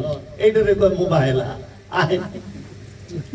বাবা না না, দরকার নাই হুজুর, জানাতে পাগল খেপায় লাভ নাই। আমার তো গার্জেন আছে, বাবা জাহাঙ্গীর আছে, আমার আমাকে রক্ষা না করলে তার ইজ্জত থাকবো না। তোর কে আছে? আমার জাহাঙ্গীর বাবা আছে। খবরদার। গৌসে পাক আব্দুল কাদের জিলানী আলাইহিস সালাতু ওয়াস সালামের এক শিষ্য ছিল, বলছে যে বাবা আমারে কিছু দেন। কয় তাই? আমি কিছু চাই আপনার কাছে। তাই? এই সাপড়টা লয়ে যা, ওই বড় গাছ আছে না, ওই গাছের যে মোটা ডাল ওইটার নিচে গাড়বি, গাইরে ওই ডালে জাপ দিবি, যদি দিয়া পারস আমি তোর কিছু দিব। মানে সাপড় লয়ে গেছে গাছে, গাইরা গাছের ডালি দুইটা নিতে চাইছে, পরে যদি মরে তো যাইব চিন্তা হবে যে আবার কেউ যদি কিছু না হয়, ডরে টাইমে আয়া করছে। এক লোক গম কাটবার লইছে তার খেতে, ওন্দে লয়ে যাইতেছে, কই ভাই কই গেছিলেন? এরকম দাইলে কইছিল যে এই সাফল এইটার মধ্যে যদি জাপ দেওয়া পারাস আমি কিছু দিব। কই কি সাফল এটা বেচবানি, কিছু তো জাপ তো দেও নাই, পাইলে এটা লয়ে কই যাও, এটা বেচবা। কই কি দিবা? কই তুমি কও। ওই ক্ষেতের গম দিয়ে দাও, সব টাকা দিলাম দাও। সাফল লয়ে যে ঠিক ওই গাছের ওখানে গেছে, যেহেনু গাছে ওখানেই গাছে। গাইরা যখন ওই ডালে থেকে জাপ দিছে, গৌসে পাক আব্দুল কাদের জিলানী আইসা নিচে হাত দিছে, আয়রা খবরদার। গৌসে পাক হাজির। প্রেমটাও তো এরকম লাগবে, বিশ্বাসটাও তো এরকম লাগবে। আমরা কি আল্লাহর উপরে বিশ্বাসী? আমরা কি রসুলের উপরে বিশ্বাসী? আমরা কি মুর্শিদের উপরে বিশ্বাসী? না, আমরা কুরআন বারবার বলতেছে তাহারা মনে করে তাদের সম্পদ এবং ক্ষমতা তাদেরকে রক্ষা করিবে, কিন্তু না, তাদের সম্পদ এবং ক্ষমতা তাদেরকে রক্ষা করিবে না, করবে তার রসুল এবং তার রব। তোমাকে রক্ষা করবে তোমার রসুল এবং রব। দেখো নাই সাহাবায়ে কেরামদেরকে আল্লাহ রসুল কি মলম লাগায় আর ব্যান্ডেজ দিয়ে রূপ ভালো করছে নি? মুড়িদে কাইটে গেছে, লালা লাগায় দিছে, সাপে কাটছে, লালা মুবারক লাগায় দিছে, ভালো হয়ে গেছে। পৃথিবীতে কোন মেডিসিন আছে এরকম নগদ হয়ে যায়? পানির নিচে ইউনুস নবী রইল, তাইলে তো বাবা। এর জন্য মুর্শিদ ছাড়া দরুদি নাই। মুর্শিদের ধ্যান অবশ্যই দায়মি সালাত করতে হবে, হজ করতে হবে, কুরবানি করতে হবে। সেই কুরবানিটা হইতে হবে কি? নিজের আমিত্বের কুরবানি, নিজের সক্রিয়তার কুরবানি, নিজের ইচ্ছার কুরবানি রসুলের কাছে। গরুটা যেরকম আল্লাহর কাছে কুরবানি করেন নিজে, ঠিক ওই রকম নিজের ইচ্ছাটারে রসুলের কাছে কুরবানি করেন। গরুটা যেরকম কুরবানি হইবার চায় না, ৮-১০ জনে ধরলে বড় লাইতে লইতে নাক নাকশা বলটায় দেয়, ঠিক আমিত্বটাও নিজের ইচ্ছাটাও মুর্শিদের কাছে কুরবানি হইবার চায় না। আপনার নফসরে উল্টা পাল্টা এটা সেটা করে হালায়, অস্থির করে হালায়, পেরেশান করে হালায়। এর লেগা ওই নফসটাকে কি করবেন? কুরবানি, ওই নফসের আমিত্বটাকে কুরবানি রসুলের কাছে করবেন। কেটে ওই যে গরুটা যেমনি টাইট করে বাঁধেন, অনেকের তো দিহি একটা সঙ্গায় না জাতাতে ধরে, বৌরাবাসের বুড়া ধরে, এমনি আমিত্বটারে ধরেন। দেখেন আমিত্ব কুরবানি করেন আগে, তারপরে পশু কুরবানি করেন। আমি দিব আমিত্ব কুরবানি না কইরা পশু কুরবানি করলে এক পশু আরেক পশুরে কুরবানি করলো, কারণ নিজেও পশু হয়ে রয়েছে, মনের মধ্যে দুনিয়ার পশুর স্বভাব বয়ে রয়েছে। পশু নাই, সিংহ আমার মনে নাই, কিন্তু সিংহের স্বভাব আমার মনে আছে। কুকুর আমার মধ্যে নাই, কিন্তু কুকুরের স্বভাবটা মানুষের। দেখেন না, বিভিন্ন পশুর স্বভাব দিয়া, একটা পশুর মধ্যে একটা পশুর স্বভাব আছে, কিন্তু মানুষ এমন প্রাণী, একটা মানুষের মধ্যে সকল পশুর স্বভাব পাওয়া যায়। গরুর স্বভাব নাই রে, দেখবি খালি খায় আর ঘুমায়, এটা হলো গরুর স্বভাব। আচ্ছা, পশু পেট ভরে খায়, গাঠি ভরে নেয় না। মানুষ তো পশুর থেকে বাল হুমা দাল, পেট ভরে খাইব আবার গাঠি ভরে লইছে। ডেরাম কাইটা বাস্কেট বানাইছে, বিরাট বিরাট বাসি। এর জন্য পশু কুরবানি করার আগে আমি তোকে কুরবানি করি, সেটা রসুলের কাছে, আল্লাহর কাছে, আল্লাহর ওলির কাছে। কাজী নজরুল ইসলামও বলেছে, মনের পশুকে করো জবাই, পশুরা বাঁচে বাঁচে সবাই। একটা মানুষের হাতে যদি একটা পশু জবে হয়, একটা মানুষের সেবায় যদি একটা পশু যায়, সে ধন্য। একটা ওলি, তার সেবায় যাবে পশু, পশুর জীবন ধন্য, পশুর জীবন ধন্য। ওলিকে উদ্দেশ্য কইরা, রসুলকে উদ্দেশ্য কইরা এই জন্য কুরবানি পশু ও উট মানত করছে। আর মানতটা কার জন্য করছে সেইটা দেখবেন না মিয়া? ইসমাইল নবীর লেগে ইব্রাহিম নবী কতটি উট কুরবানি করছে, আর হযরত আব্দুল্লাহর লেগে আব্দুল মুত্তালিব কতটি উট কুরবানি করছে। মানুষটা দেখতে হইব না কার জন্য করছে। ওই পশু তো ধন্য যে রসুলের জন্য জীবন দিচ্ছে, ওই মানুষ ধন্য যে রসুলের জন্য জীবন দিচ্ছে। ওই মানুষকে ধন্য নিজে মতলব আদায় করবার যায় মরে গেছে গা, ওই মানুষ ধন্য। তো উহুদের ময়দানে কাফেরও মরছে, শহীদ হয় নাই, কিন্তু সাহাবা ইন্তেকাল করছে, শহীদ হয়েছে। মানে কি? সাহাবা শহীদ হয়েছে রসুলের জন্য, আর কাফের শহীদ মরছে ক্ষমতার জন্য। ক্ষমতার লেগে মরলে ওইটা হয় কাফের, আর রসুলের জন্য শাহাদাত হইলে ওইটা হয় শহীদ, জীবিত হয়ে যায়। তো বুঝতে হইব না?